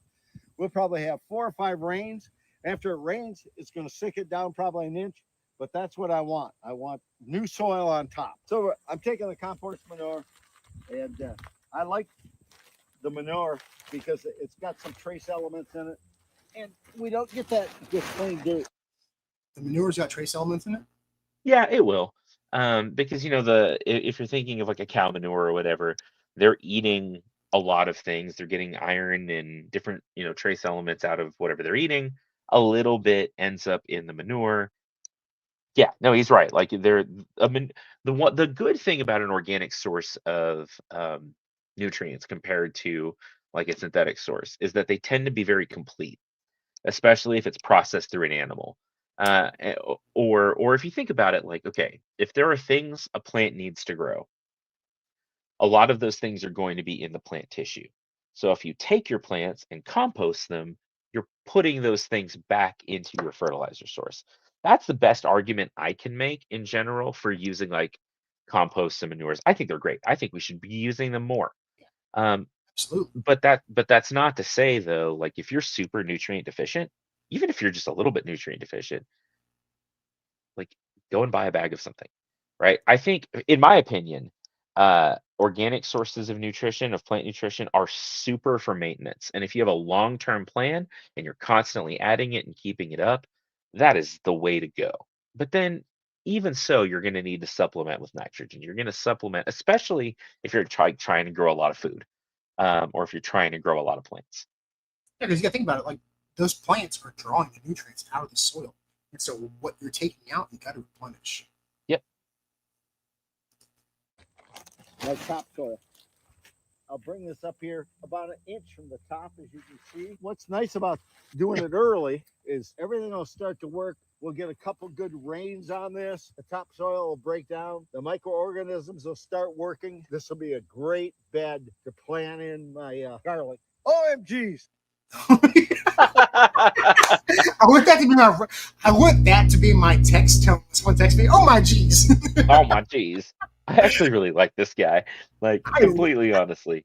I'm definitely gonna follow this guy. This is Farmer 2D. I'm definitely gonna follow him on TikTok. Farm 2D. Okay. Uh, Like he's a delight, right? Like this little guy's awesome. I love these guys. I mean, and whether or not like science or we believe in like some of their methods, I mean, something's working for them. I mean, Yeah. and it's not breaking their wallets. I mean, if it was hurting their pocket, they wouldn't be doing it still. I mean, so Right. it's whether it's placebo or working, it's not hurting anything. The way I think about it, and like he hasn't done anything that I really have any real heartburn about. Like again, I don't think the yeast is necessary. I don't think that's doing a lot for him, but You might it's not gonna harvest hurt for anything. bread out of there. Yeah, right. Yeah, especially it's hot enough in Texas, it would definitely get baked in there. Yes. I have no problem with that. That's totally fine. I think where I get but what I love about what he's doing, he's like, this is how I do it. This is what my method is. Like, this is great. Like, I think it's cool. As opposed to some of these other ones that are like, don't use those toxic things. Yeah. Yeah. And in my mind, like, I am happy to let people do whatever makes them happy and feel good about their garden and all of that, unless they're telling people this is how you have to do it. Right. That's where I get a little bit upset because I'm like, okay, but you don't have to do it. Like, there's a lot of other ways to do it. Oh, for sure. Like this is America. You can garden however you want to garden. Like I mean, as long as you're not hurting me, I don't care. I mean, that's perfectly fine. He's having fun too, and that is at the end of the day, what is most important about gardening is Absolutely. once it becomes work. Once you go from gardener to farmer, it's not so much fun, unless you're Froberg or Noah. Right. I Right. love garlic. This is the only way to do it. If you want big garlic, you have to prep your bed before you plant. Well, we spoke too soon, Vikram. He is right though. Like kind of like you were talking about earlier. Good bed prep, loosening the soil, making sure it's amended well, will help with any root crop get bigger. Whether it's your potatoes or your carrots or your garlic. Like there is some, but you can grow garlic's like actually pretty tough. Like you can plant it anywhere and it'll do its thing. Yes. I mean, for me, it's like having the space for it, like to take 6 months to grow. Like it just takes a long freaking time. And then at some point, what are you going to do with 100 heads of garlic? Yeah, I didn't That's have a lot of garlic. I didn't have that problem this year. I'll take that out. So let's see. So he said 5 gardening hacks. Wish I knew at 28. And he's using Haas. He's using the Haas little thing right there. So I like that. Oops, sorry. Why is it going like that? 5 gardening hacks. Wish I knew at 28. Root yields more food than tomatoes. I mean, I guess it depends how you look at it, right? Like, yeah, like your potatoes and your root crops, you are probably going to get a lot of very filling, like hearty food out of it. Probably with less work than growing tomatoes. Oh yeah.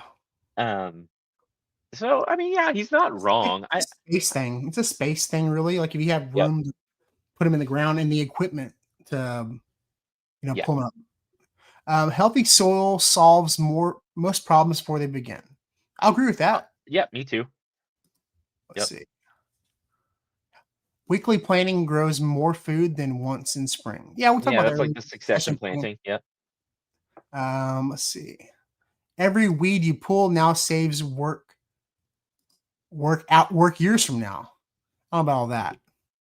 I guess what he's getting at is that like if you keep your gardens fairly weed free, you're not going to build up like a seed bank that you're going to fight for years. I don't know if that's the point he's making, but that's kind of how I take it, Yeah. Which I can see. Depleting that seed bank if you've got like a weed problem is certainly the best bet. Getting things before they go to seed. I spend a lot of time pulling weeds, man. I pull a lot of weeds, and it's Well, I see a familiar face here, and actually Oh see yeah, so this is from March 20th of 2022. I actually remember Froberg filming this video because he did part of it in my old greenhouse. really? Okay. Yes, my old because he helped me put it up. That's not Froberg. Hey guys. What happened? Hey, where'd he go? That's weird. It was right there, but it's not popping up. That's so strange. Is TikTok breaking on me? It's possible. I wouldn't be surprised. What's really odd is that I'm not hardly in any of these videos, and I'm pretty great. It is weird that you haven't popped up, but most of your stuff is not like plant hack or like. And there was one preview of me earlier, but nothing crazy. Let's see. Let's see. Here's 3 quick gardening tips. Stop. The dude is freaking impressive. Like, before we even go, I hate to keep giving Noah this much credit because he's. I don't consider him a competitor because he is way above me in the tier list, but like he is fantastic. So stop. You won't believe what no. Oh no. Here's 3 quick. You won't believe What is going on? What happened? Here's This 3 app quick hates you. gardening tips. Stop watering your potatoes 2 to 3 weeks before harvest. Here's 3 He did quick it. Oh my gardening. god. He did it again. The mispronunciation. He did. And it's subtle. Like he's really good at making it super subtle. Maybe I think we're learning some things tonight, The Vikram. dude's a professional, I swear. You know, I always tell people I spend very little time watching other people's content because I don't want it to influence too much of my content. But I will probably start mispronouncing names going I'd be forward. curious. You should try that and just see what happens. Like I'm curious to see what Instead your of like, comments. how would I say adenium? Like aluminium, like Adenium or something. Adenium. Adenium obesum. Potatoes. Tip. Stop watering your potatoes 2 to 3 weeks before harvest. Well, that makes sense. So that makes sense. So like Good tip. for me, when I harvested potatoes this year, I did them in grow bags, and so I didn't water them about a week before I harvested mine because it's just so dry. He's in Nebraska. Yeah. So it's way wetter here in Houston, so I didn't really have to water them much. But like picking those grow bags up and dumping them into my cart, they were so freaking heavy, dude. Oh, I bet they were. It'll also, I don't know what he's going to say, but it'll also help harden the skin. So you'll damage them less pulling them out. Interesting. It'll superize a little bit better on the outside of that potato skin. And so like you won't scuff them up and peel the skin off when you're trying to harvest them. I don't know if that's what he's going to say, but like that's one perk of doing it. Or I'll find out.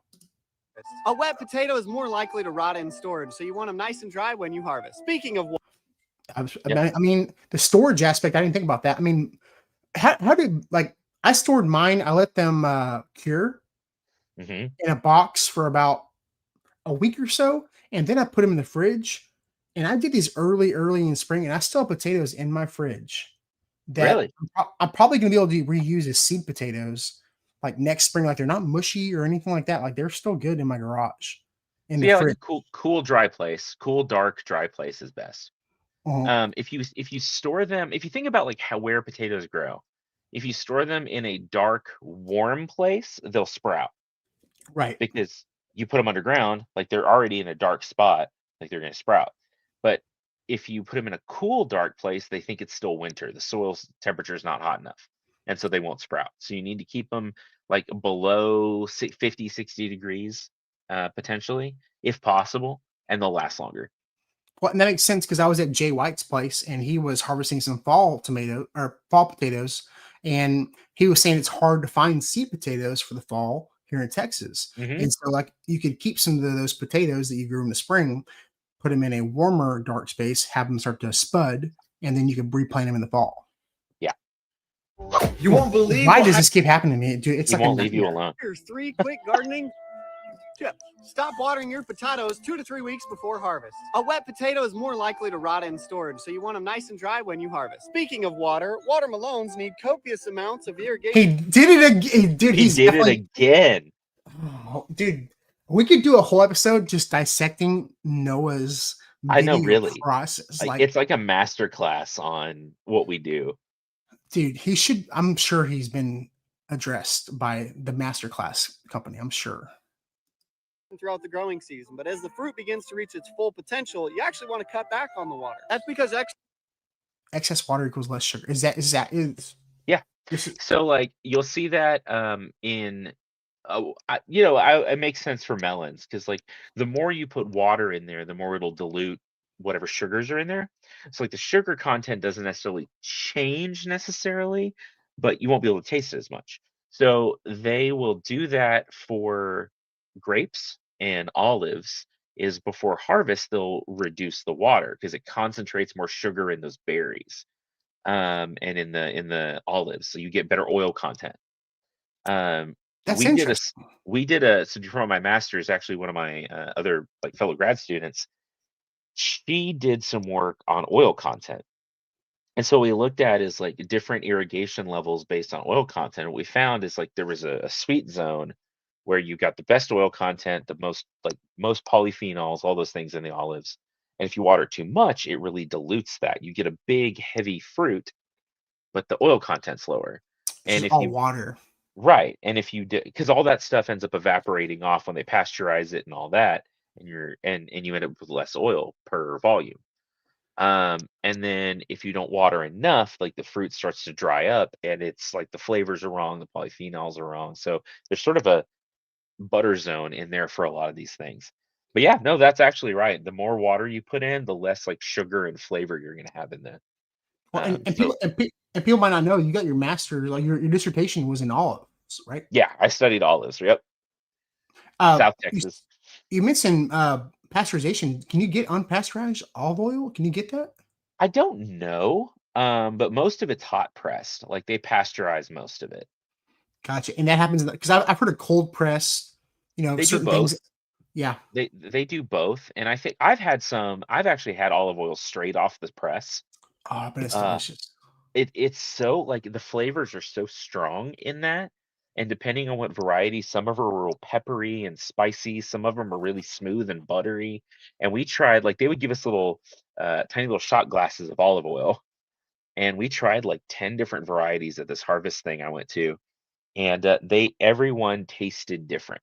I'm You sure. know, you just go to the store and you buy olive oil, and it's usually a blend of different things. Like you say, it's olive oil. It's like yes. Especially some of the stuff coming out of like different countries, if it's imported, there are rules. It has to be like 51% olive oil, and then it's mixed with varieties of other things. Oh, US olive oil, I think to be considered extra virgin, it has to be pressed within like 3 hours of harvest, and it has to be 100% olive oil. wow. So I love hearing that. Yeah, because the topic of like cooking oils and seed oils has gotten so popular in the last couple of years. yeah. Like whether seed oils versus like beef tallow and things like Uh-huh. that. It's so complex, and when we start importing stuff, the restrictions and the levels of percentages, like you were saying, aren't as important when it comes to like importing You just don't things. know what you're gonna get sometimes with some of the, and it's like it's fine, but you probably do need, if you really want pure olive oil, buying a US producer, which it's gonna be more expensive because there's less producers here. Um, there's California olives, it's grown in, I think it's really well suited to like Arizona and a couple of different places, but California is probably the biggest producer, as Are far there as any I know. Texas-based olive oil companies? There's a couple. There's Texas Olive Ranch down in Carrizo Springs, so Oh, down near okay. the border.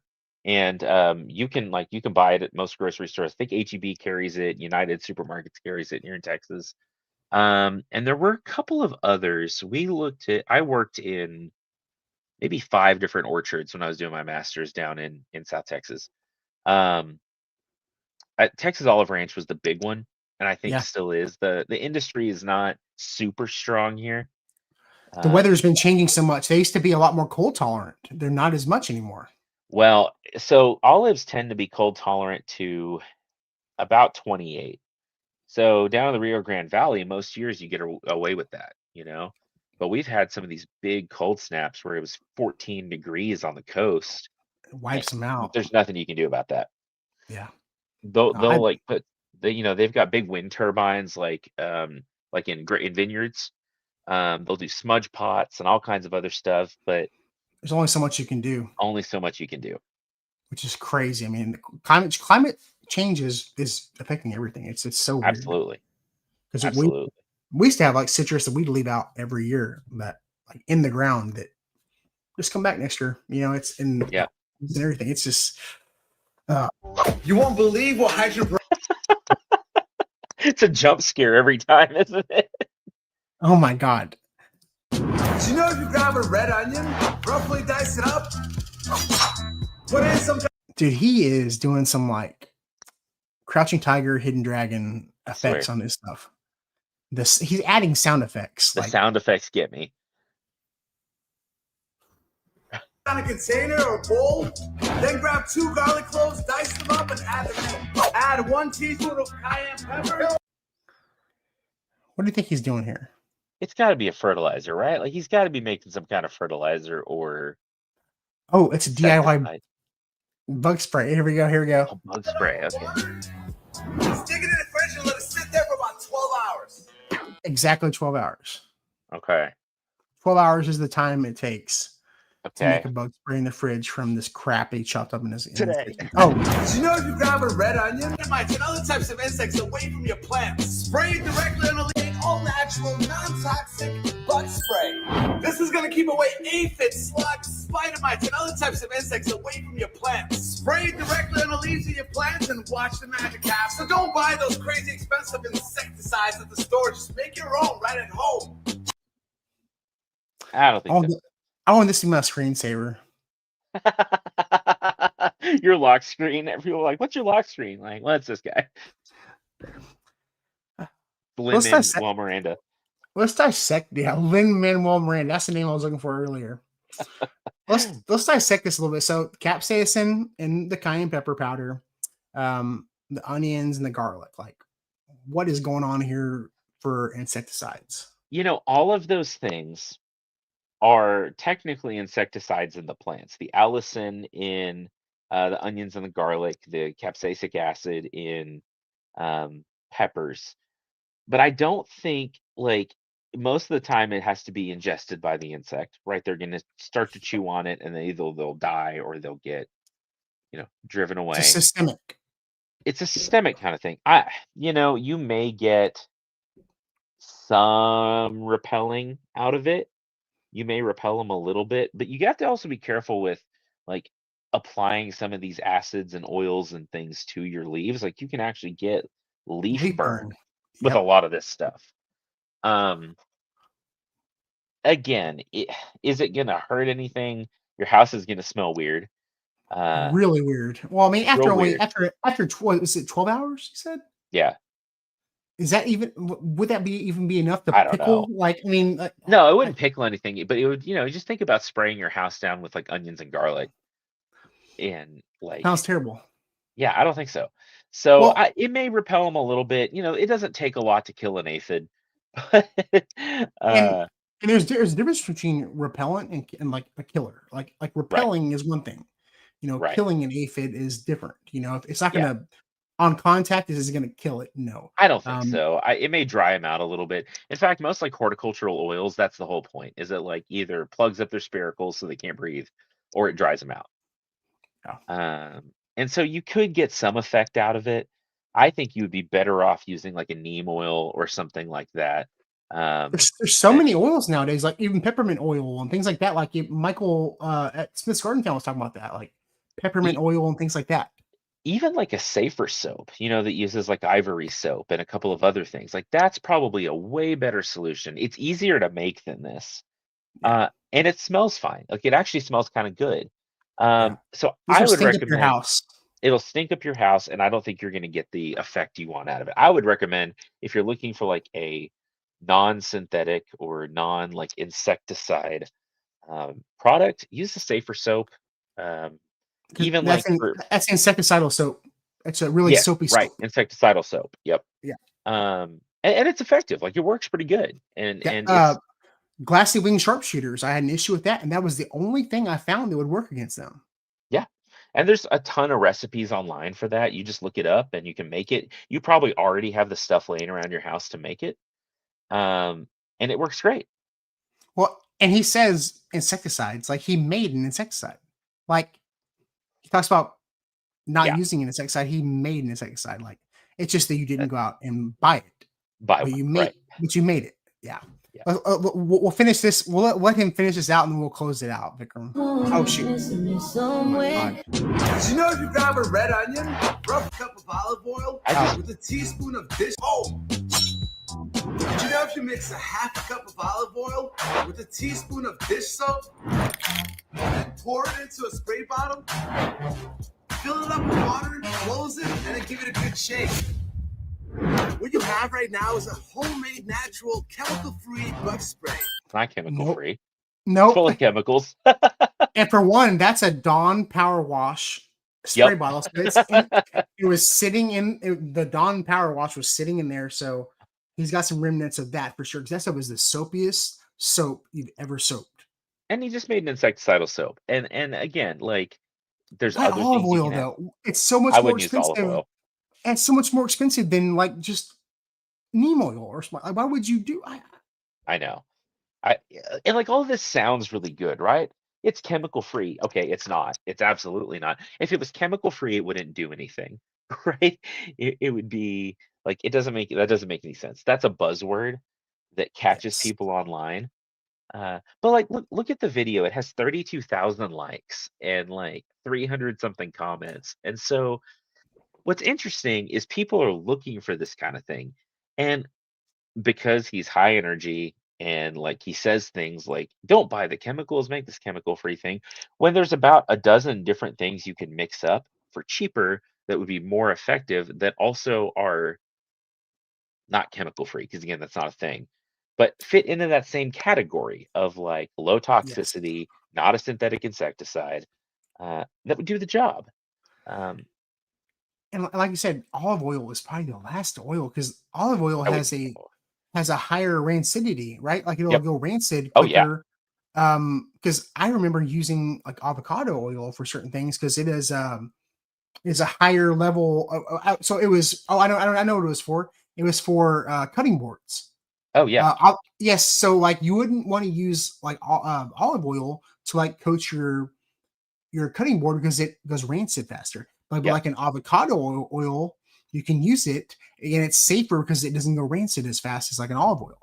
And I actually use for my cutting board. So I make cutting boards and I've done it for years. Yeah. And I've made my own like conditioner mix, and I'll use a food grade mineral oil with some beeswax and a couple of drops of orange oil. Like it's not going to go rancid. It's pretty neutral, but it'll season it well, seal it up. Like that's, and you can buy like 2 gallons of mineral oil for like nothing. Like it's so cheap. Yeah. I use walrus oil. Oh yeah, that's great stuff. Yes. It's a mostly mineral oil, but like you were saying, like you can use it, get it as a pomade or like a bottle. Like it's good stuff. It's a great conditioner. Spray it on the soil, around your plants, on your plants. This bug spray is going to help you away aphids, mites, whiteflies, beetles, and other types of insects away from your Beetles? Yeah, I don't know about the beetles. So I will say that most of my comments I get like, how do I keep away things like squash bugs or leaf-footed bugs? Nothing besides like a pyrethrin is going to help against those hard exoskeletons. Like they don't care. You could pour a bottle of neem oil on top of a freaking leaf-footed bug and it'll laugh at you and spit in your face. Like you got to use a pyrethrin or something a little bit stronger or that hard exoskeleton. They do not care. They will laugh in your face. Or you have to catch them super early at one of their like earlier life stages and early in the nymph stage. Yeah. But like, once they're adults, you have to either squish them, vacuum them off, or use something like a pyrethrin. Yeah, because that's what's going to penetrate that exoskeleton. Like with squash bugs, it's just not feasible. Like the olive oil and it's not going to do anything. They don't care. No, I mean you're still gonna have aphids after this too. I do like his big Dersania in the back. That's really nice. Plants. You don't need to buy those insecticides at the store. When you can make them in your own home. Vikram, this was really fun, dude. I really appreciate you giving us the time, dude. We're gonna have to make like a regular thing out of this, like where me and you, you know, kind of. This is kind of a rip on what you do on a normal basis, but like, you know, let people know if they're just now tuning in, like what you are. Like, you know, you're a professor at Texas Tech, and you know, do this kind of content most of the time. Yeah, so yep, I'm a plant prof. You can find me all over the place. I'm a professor at Tech. I teach intro horticulture, sustainable vegetable crops. I'm teaching sustainable fruit and nut crop production in the spring. And then, because I'm an idiot, I'm picking up 2 more classes. And so in the fall, next fall, I'll be teaching native plants in urban landscapes, which I'm really excited about. And then, I think in the following spring, I'm actually co-teaching with the history department, and we're going to do a learning with the land and talk about like the ecological history of our region. And actually That's get to awesome. go like do field trips to a state park and like have like a iNaturalist assignment where they'll go and like have to categorize plants and do some research. So it'll be a lot of fun. I have a podcast called Planthropology, which you can find anywhere. And The link is in the details down below. Very cool. And then yeah, I'm all over the place as the plant prof. And we're going to try to get Vikram on more often on the garden party coming into next year, because he is just a wealth of, like I was telling people last week, I was like, it's always nice to see you got a doctor, you know, in the chat with you. So it's nice to have someone say like the smart things, because I say so many dumb things. It's nice to have the smart guy in there. So I really appreciate Vikram. Guys, thank you so much. We will be back on again next Tuesday, which, dude, December is flown by. Like next week is Christmas. Like it's crazy. This is wild. So we'll be back on next Tuesday. I hope you all have a great Christmas if you don't see us between now and then, but we'll see you next week. Vikram, hold up in the stream and we'll talk afterwards. This is the garden party, and we want a garden party with you. We talk about the plants we grow and some things you might not know. The garden party.